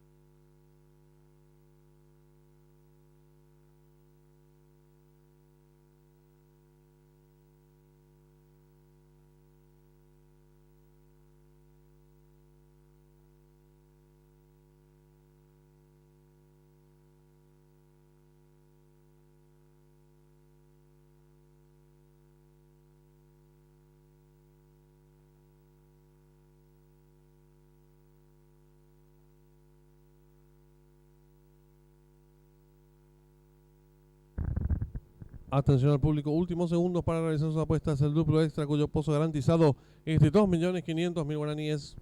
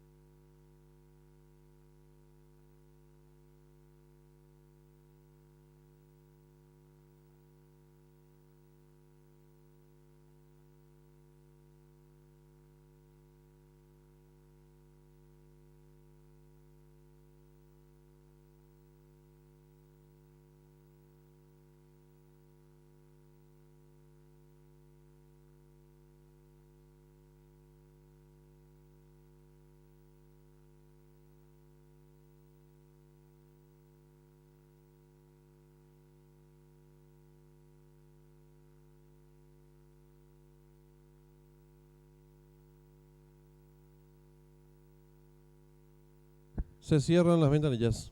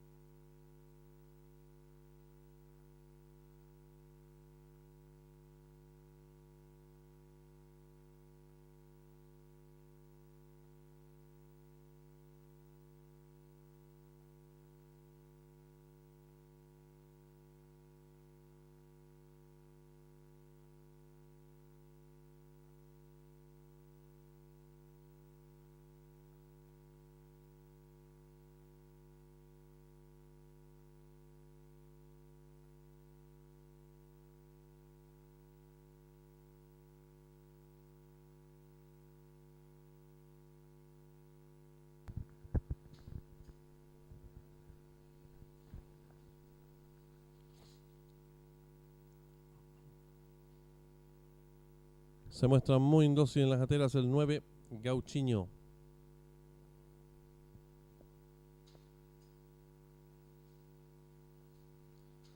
Vuelve a colocarse su jockey Juan Román. Está todo listo. Y largaron. Salen agrupados los competidores. Trata de enseñar el camino al 4, Soy Republicano. Estira cuerpo de ventaja sobre el número 3, Enérgico, abierto, gana terreno número 5, Único, más abierto el 8, Depredador. Los competidores van a comenzar a volcar el codo. Hay lucha en la delantera el 5, Único, pequeña ventaja ahora sobre el número 8, Depredador. Tercero se desempeña el 4, Soy Republicano. Cuarto mejorando lo hace el número 3, Enérgico.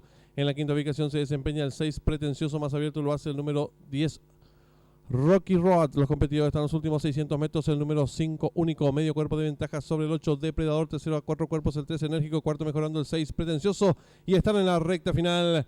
Últimos 400 metros finales. El número 5, Único, pequeña ventaja sobre el número 8, Depredador. En la tercera ubicación se desempeña por dentro el número 3, Enérgico. Descuenta ya los últimos 300 metros finales. El número 5, Único, pequeña ventaja sobre el número 8, Depredador. Abierto, gana el número 6, Pretencioso, más abierto lo hace el 9, Gauchiño. Descuenta ya los últimos 250 metros finales. Continúa la lucha en la delantera. El número 9, Gauchiño, pequeña ventaja sobre el número 10, Rocky Road, que va resueltamente su búsqueda. Tercero, número 6. Descuenta los últimos 50 metros finales. Domina el número 9, Gauchiño. Estira cuerpo y medio de ventaja sobre el número 10. Ante su ubicación el 6. Y cruzaron el disco.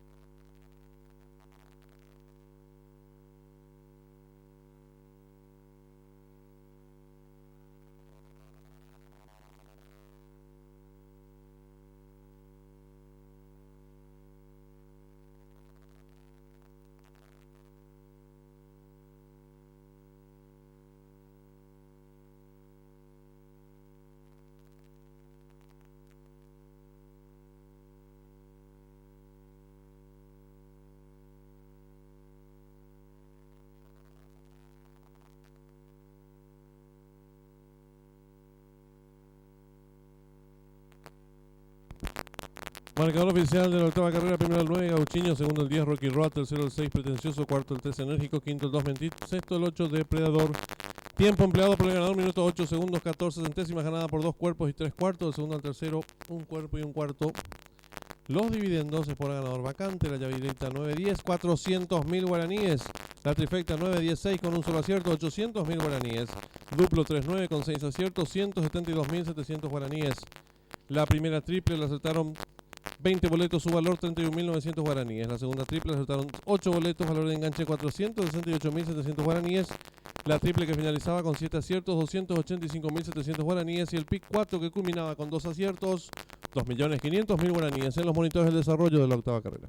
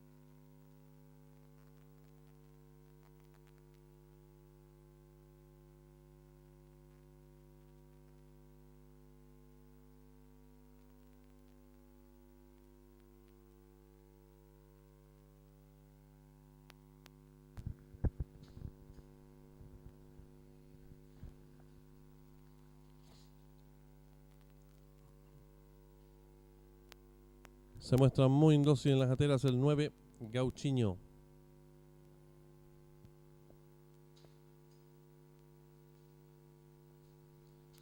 Vuelve a colocarse su jockey Juan Román.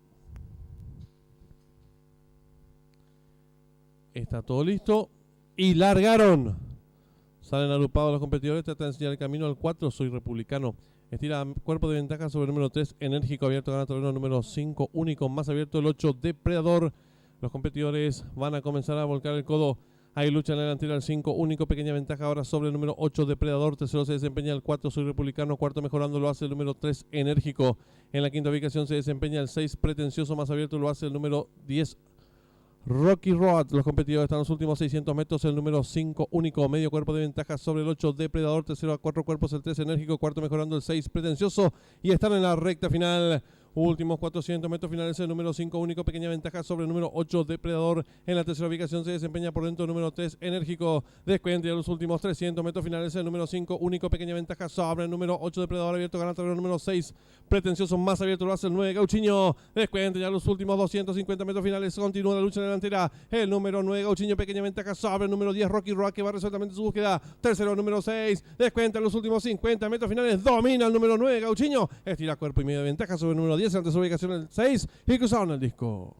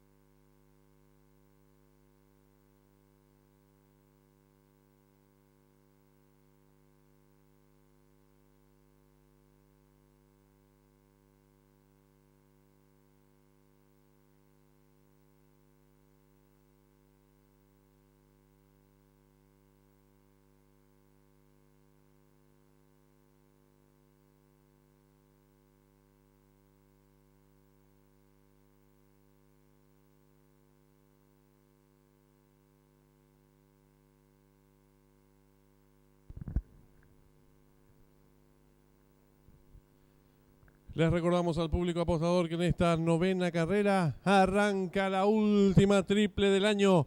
40.000 el costo, 18 millones de guaraníes, pozo garantizado.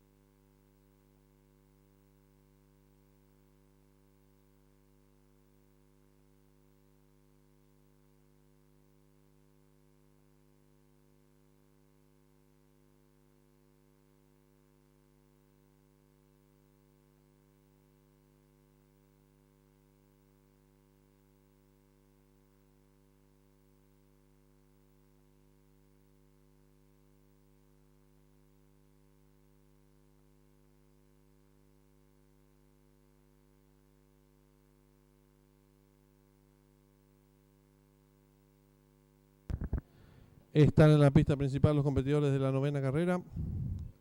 Arranca la última triple, 40.000 el costo, 18 millones de guaraníes, pozo garantizado.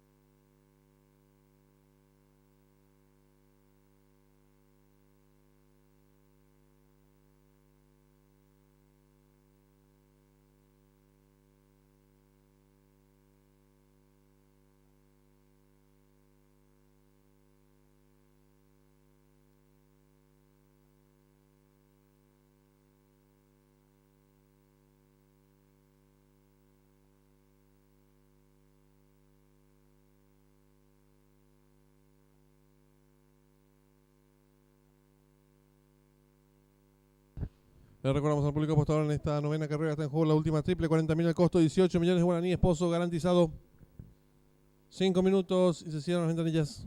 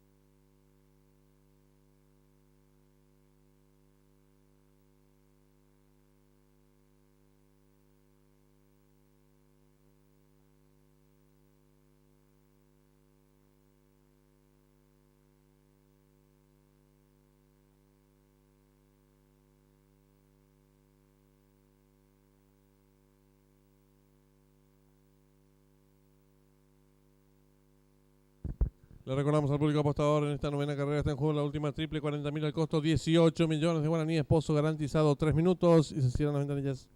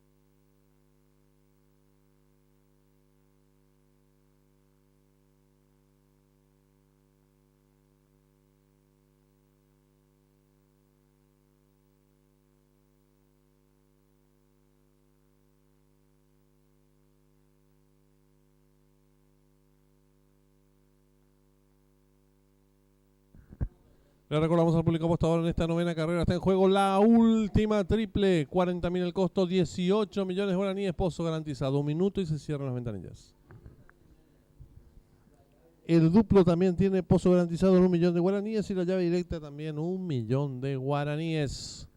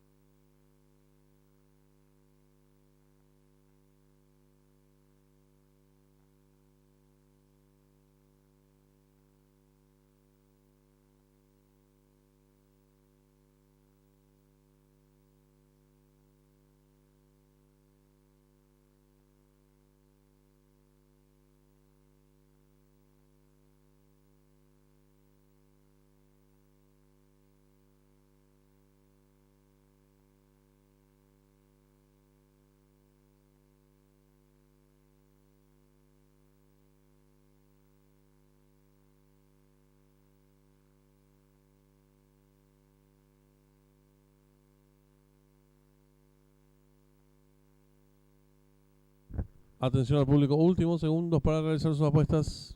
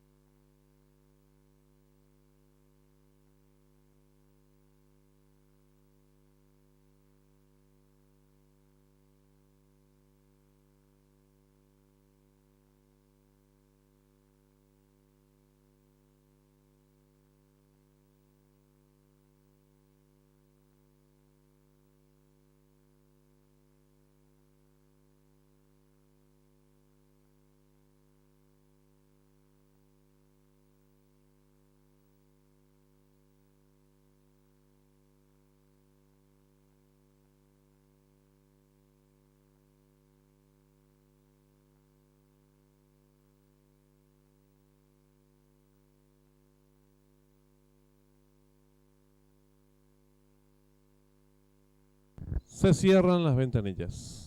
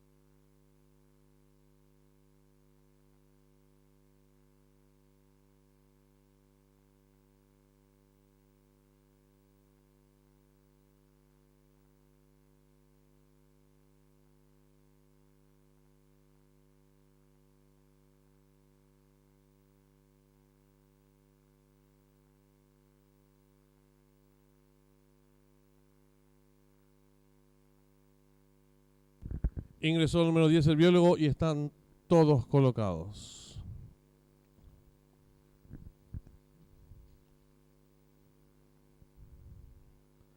Se muestra muy indócil en las gateras el 8 Soberano.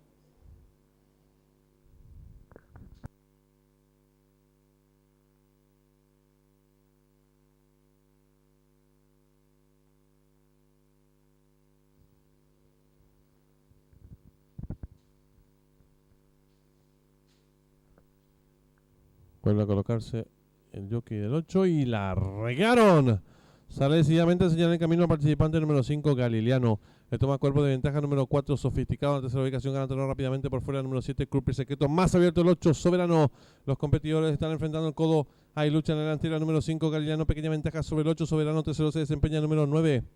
Glorious Dream en la cuarta ubicación, viene accionando el número 7, Croupier Secreto. Quinto se desempeña por dentro expectante el 4, Sofisticado. Más atrás se desempeña el participante número 6, Hunter, y los competidores de la novena carrera se aprestan a hacer el ingreso a la recta final. El número 8, Soberano, intenta la disparada, pequeña ventaja sobre el número 9, Glorious Dream, que mejora por fuera. Tercero se desempeña el número 5, Galiliano. Descuenta ya los últimos 350 metros finales. Hay lucha en la delantera. Asume comando el lote por el lado de la pista el número 9, Glorious Dream. Estira dos cuerpos y medio ventaja ahora sobre el número 5, Galiliano. Tercero se desempeña el 8, Soberano. Descuenta ya los últimos 200 metros finales el 9, Glorious Dream. Firme en la delantera, varios cuerpos de ventaja sobre el 5, Galiliano. Últimos 50 metros finales el 9, Glorious Dream, con el triunfo asegurado. Lo hace con amplias ventajas sobre el participante número 5, tercero el 4 y cruzaron el disco.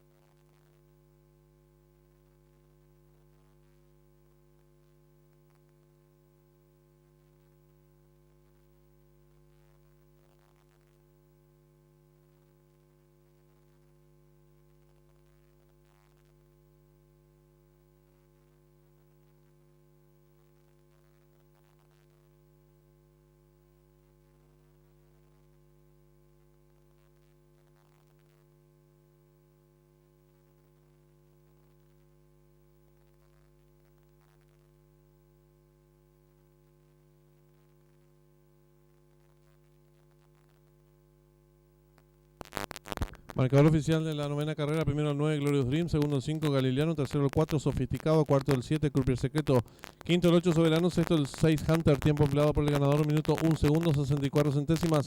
Ganada por varios cuerpos, del segundo al tercero 2 cuerpos. Dividiéndose por ganador 24.500 guaraníes. La llave directa 9, 5, 229.600 guaraníes. La trifecta 954, 273.700 guaraníes. El duplo 99 con 4 aciertos, 625.000 guaraníes. La primera triple acertaron 164 boletos, valor de enganche 137.200 guaraníes. La segunda triple acertaron 3 boletos, su valor 240.800 guaraníes. Y la triple que finalizaba con 2 aciertos, 1.500.000 guaraníes en los monitores del desarrollo de la novena carrera.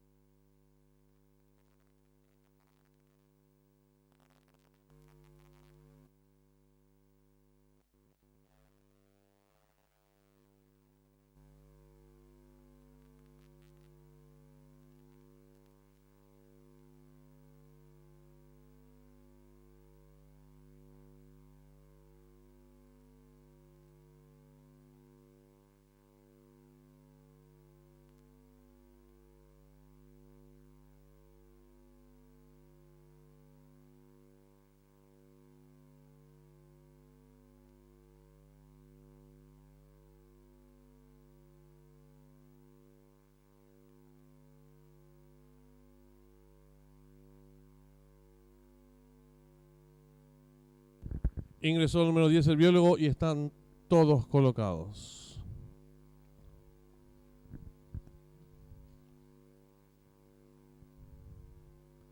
Se muestra muy indócil en las gateras el 8, Soberano.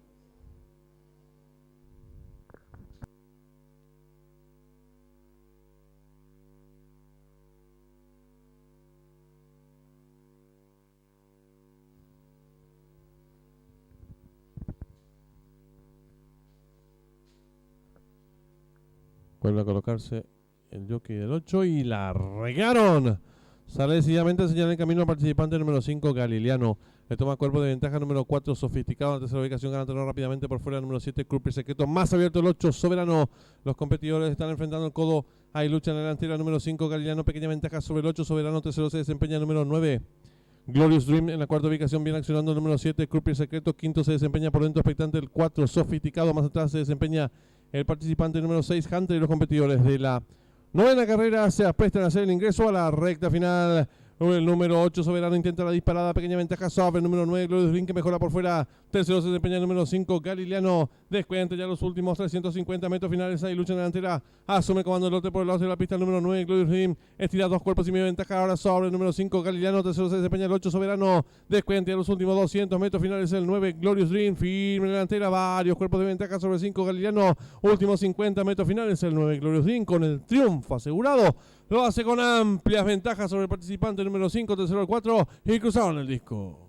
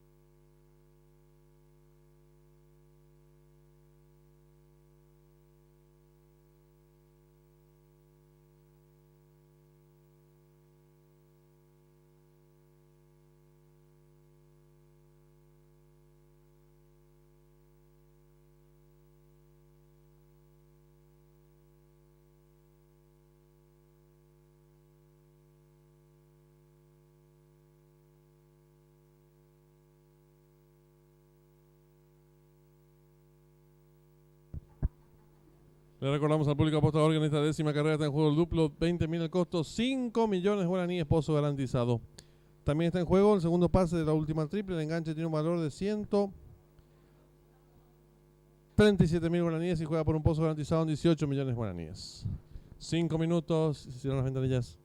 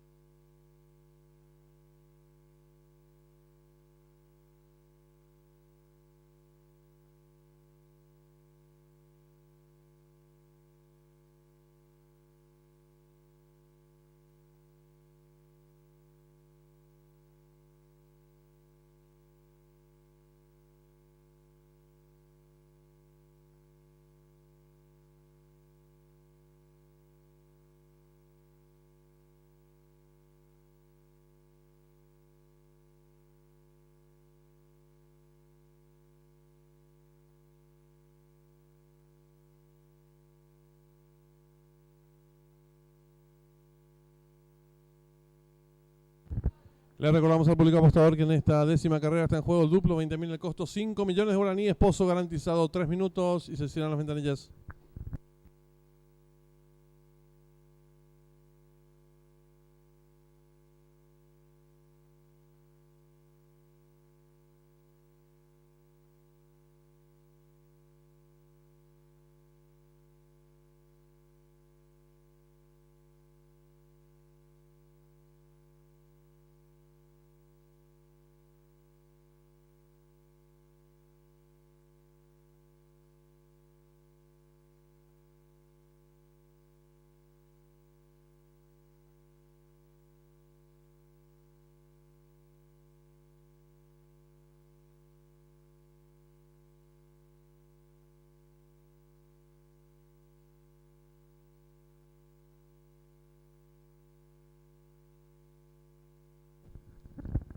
Le informamos al público, cambio en la undécima y última carrera.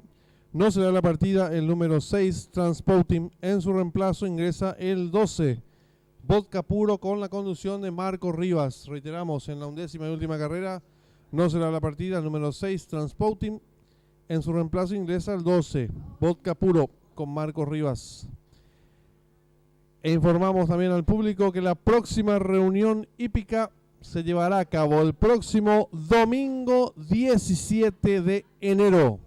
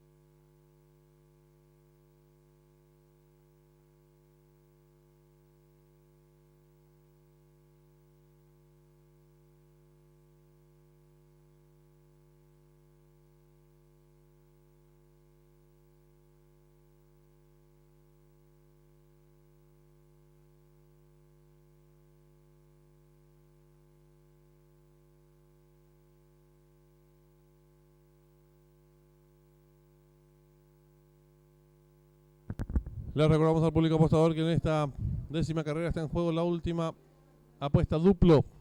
20.000 el costo, 5 millones de guaraníes, pozo garantizado. 1 minuto y se cierran las ventanillas.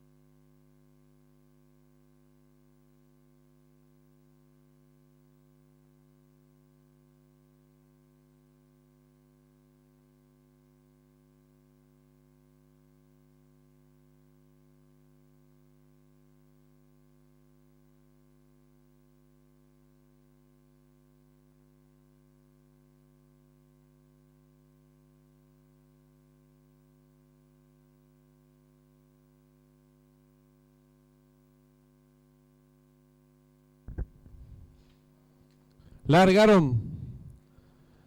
Salen agrupados los competidores. Trata de enseñar el participante número 2. Pequeña ventaja sobre el 10 que va a presentarle lucha al puntero. En la tercera ubicación se desempeña entre ambos el competidor número 7. Más atrás viene accionando el participante número 3. En la quinta ubicación se desempeña el participante número 1. Luego acciona el número 4. 9 cierra marcha el 5. Los competidores contaron los primeros 400 metros. 23 segundos 72 centésimas. El 2, cuerpo y medio de ventaja sobre el número 10. Tercero se desempeña el participante número 1. Cuarto viene accionando el 7. En la quinta ubicación se desempeñan apareados el participante número 4. Más atrás viene accionando el 9. Cierra marcha el 5. Los competidores ingresaron en la recta opuesta. Sin variantes. El 2. 2 cuerpos y medio de ventaja sobre el 10. Tercero se desempeña por dentro del 1. Apareado con el 7. Quinto viene accionando, ganando un terreno rápidamente el número 4. En la sexta ubicación el 3. Los competidores descontaron los 800 metros en 47 segundos 90 centésimos. Asume el comando lote rápidamente el número 4. Estira medio cuerpo de ventaja ahora sobre el 2. Tercero se desempeña ganando terreno por fuera el número 10. En la cuarta ubicación expectante lo hace el número 1. Más atrás viene accionando el número 7. En la sexta ubicación se desempeña el 3. Luego el 9. Cierra marcha el 5. Los competidores están en los últimos 500 metros y se apuesta a hacer el ingreso a la recta final. El 4 intenta la disparada, pequeña ventaja sobre el número 10. Entre ambos se desempeña el 2. Descuenta los últimos 300 metros finales. Hay lucha en delantera, domina el número 10. Pequeña ventaja ahora sobre el número 2. Abierto en larga, atropellada, viene accionando el 3. Descuenta los últimos 150 metros finales. El número 10 domina, estira cuerpo de ventaja sobre el número 3 que insiste por fuera. Últimos 50 metros finales, domina el 10. Pequeña ventaja sobre el número 3, el 02 y cruzaron el disco.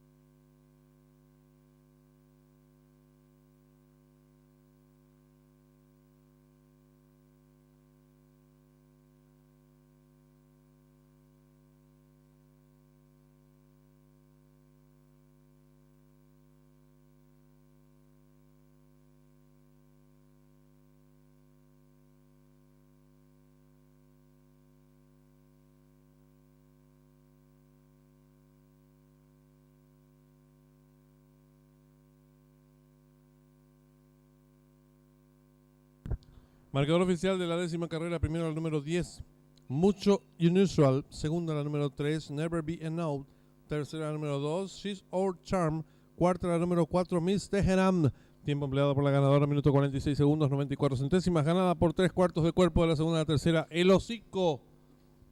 Dividendos por A ganador, vacante. La llave simple, 10-3 con un solo acierto, 800.000 guaraníes. Duplo 9-10 con 13 aciertos, 76.900 guaraníes. La segunda triple acertaron 59 boletos, valor de enganche 381.400 guaraníes. La triple que finalizaba con 2 aciertos, 289.000 guaraníes. En instantes el desarrollo de la 9ª carrera, de la 10ª carrera.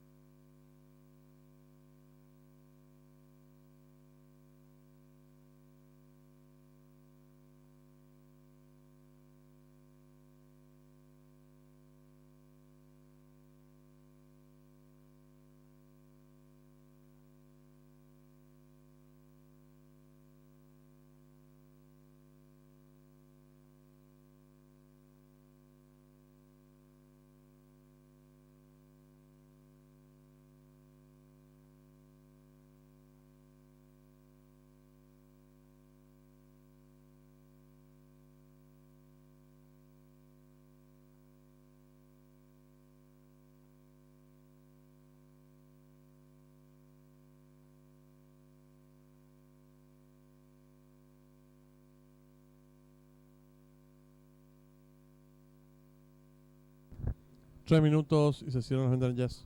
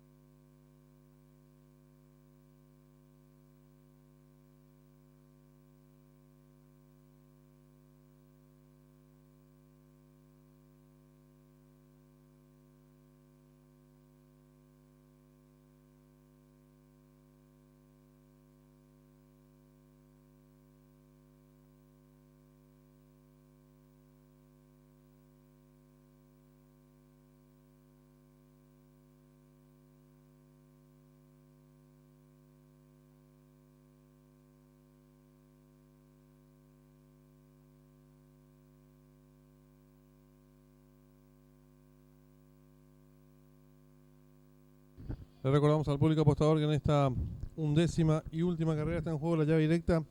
10.000 el costo, 2 millones guaraníes, pozo garantizado. La trifecta, un valor de 3.000 guaraníes y un pozo garantizado en 1.500.000 guaraníes.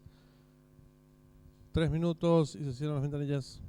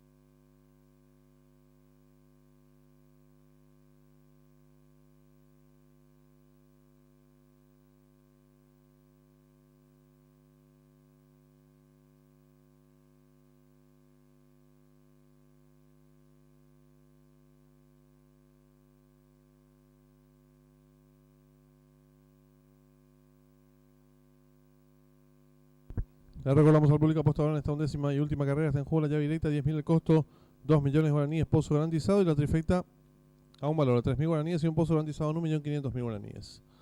1 minuto y se cierran las ventanillas.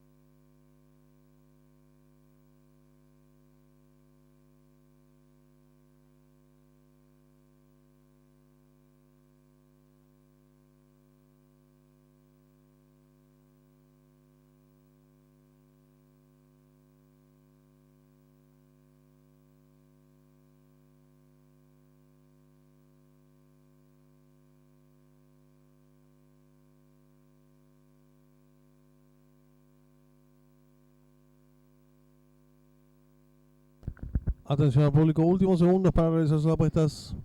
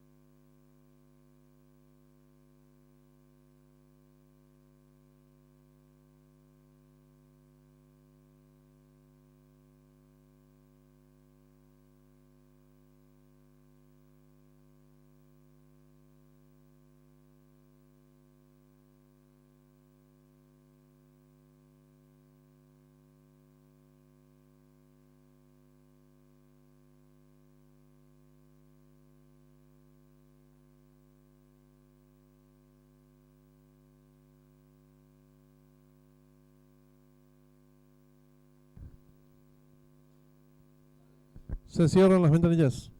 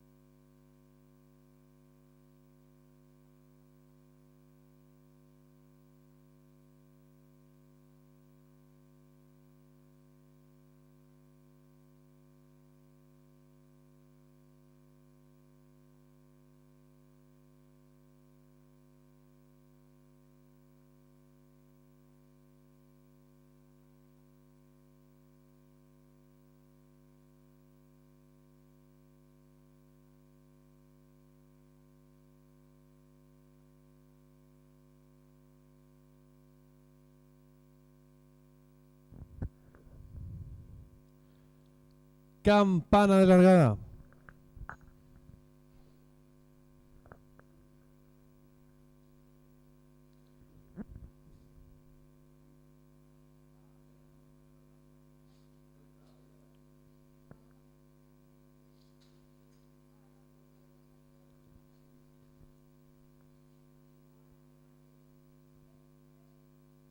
Largaron. Sale a señalar el camino al participante número 2, Pintonazo, pequeña ventaja sobre el número 3, Esteño. En la tercera ubicación se desempeña el 8, Mustang. Cuarto viene accionando el número 10, Legendario. En la quinta ubicación el 7, Merlin. Los competidores están enfrentando el codo, asume comando el lote el número 8, Mustang. Toma cuerpo de ventaja número 3, Esteño. Tercero se desempeña el número 2, Pintonazo. Cuarto viene accionando el número 10, Legendario. En la quinta ubicación se desempeña el 9, Nippon. Los competidores están en los últimos 600 metros. Asume comando el lote número 3, Esteño. Pequeña ventaja sobre el 8, Mustang. Tercero se desempeña el 2 y están en la recta final. Últimos 400 metros finales, el número 3 Esteño intenta la disparada, corre con cuerpo y medio ventaja sobre el participante número 8 Mustang, tercero se desempeña el participante número 2, descuenta en los últimos 300 metros finales el número 3 Esteño, logra estirar cuerpo y medio ventaja ahora sobre el participante número 10, número 5 Torre. En la tercera ubicación se desempeña el participante número 7 Merlín, descuenta ya los últimos 150 metros finales, va a haber lucha en la delantera por dentro el número 3 Esteño, el número 5 Thor, en la tercera ubicación el 7 Merlín, descuenta ya los últimos 50 metros finales, van cabeza a cabeza por dentro el 3, por fuera el 5, pocos metros para el disco, el número 5 Thor, pequeña ventaja sobre el número 3 y cruzaron el disco.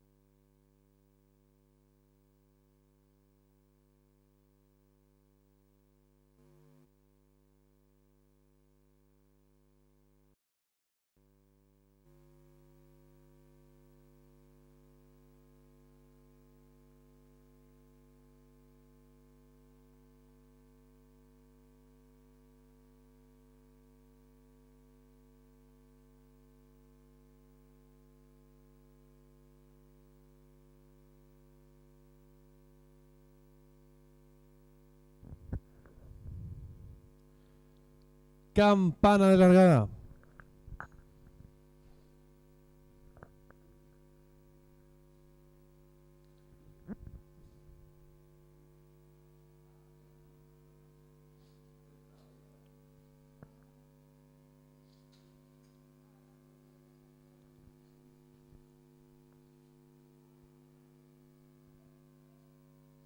Largaron.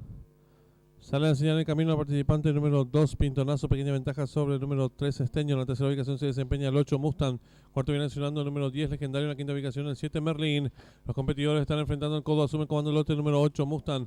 Toma cuerpo de ventaja número 3, Esteño. Tercero se desempeña el número 2, Pintonazo. Cuarto viene accionando el número 10, Legendario. En la quinta ubicación se desempeña el 9, Nippon. Los competidores están en los últimos 600 metros. Asume comando el lote número 3, Esteño. Pequeña ventaja sobre el 8, Mustang. Tercero se desempeña el 2 y están en la recta final. Últimos 400 metros finales. El número 3, Esteño, intenta la disparada. Corre con cuerpo y medio ventaja sobre el participante número 8, Mustang. Tercero se desempeña el participante número 2. Descuidan en los últimos 300 metros finales. El número 3, Esteño. Logra estirar cuerpo y medio ventaja ahora sobre el participante número 10, número 5. Thor. En la tercera ubicación se desempeña el participante número 7, Merlin. Descuidan ya los últimos 150 metros finales. Va a haber lucha en la delantera por dentro el número 3, Esteño. Estos costados el número 5, Thor. En la tercera ubicación el 7, Merlin. Descuidan ya los últimos 50 metros finales. Van cabeza a cabeza por dentro el 3, por fuera el 5. Pocos metros para el disco. El número 5, Thor. Pequeña ventaja sobre el número 3. Y cruzaron el disco.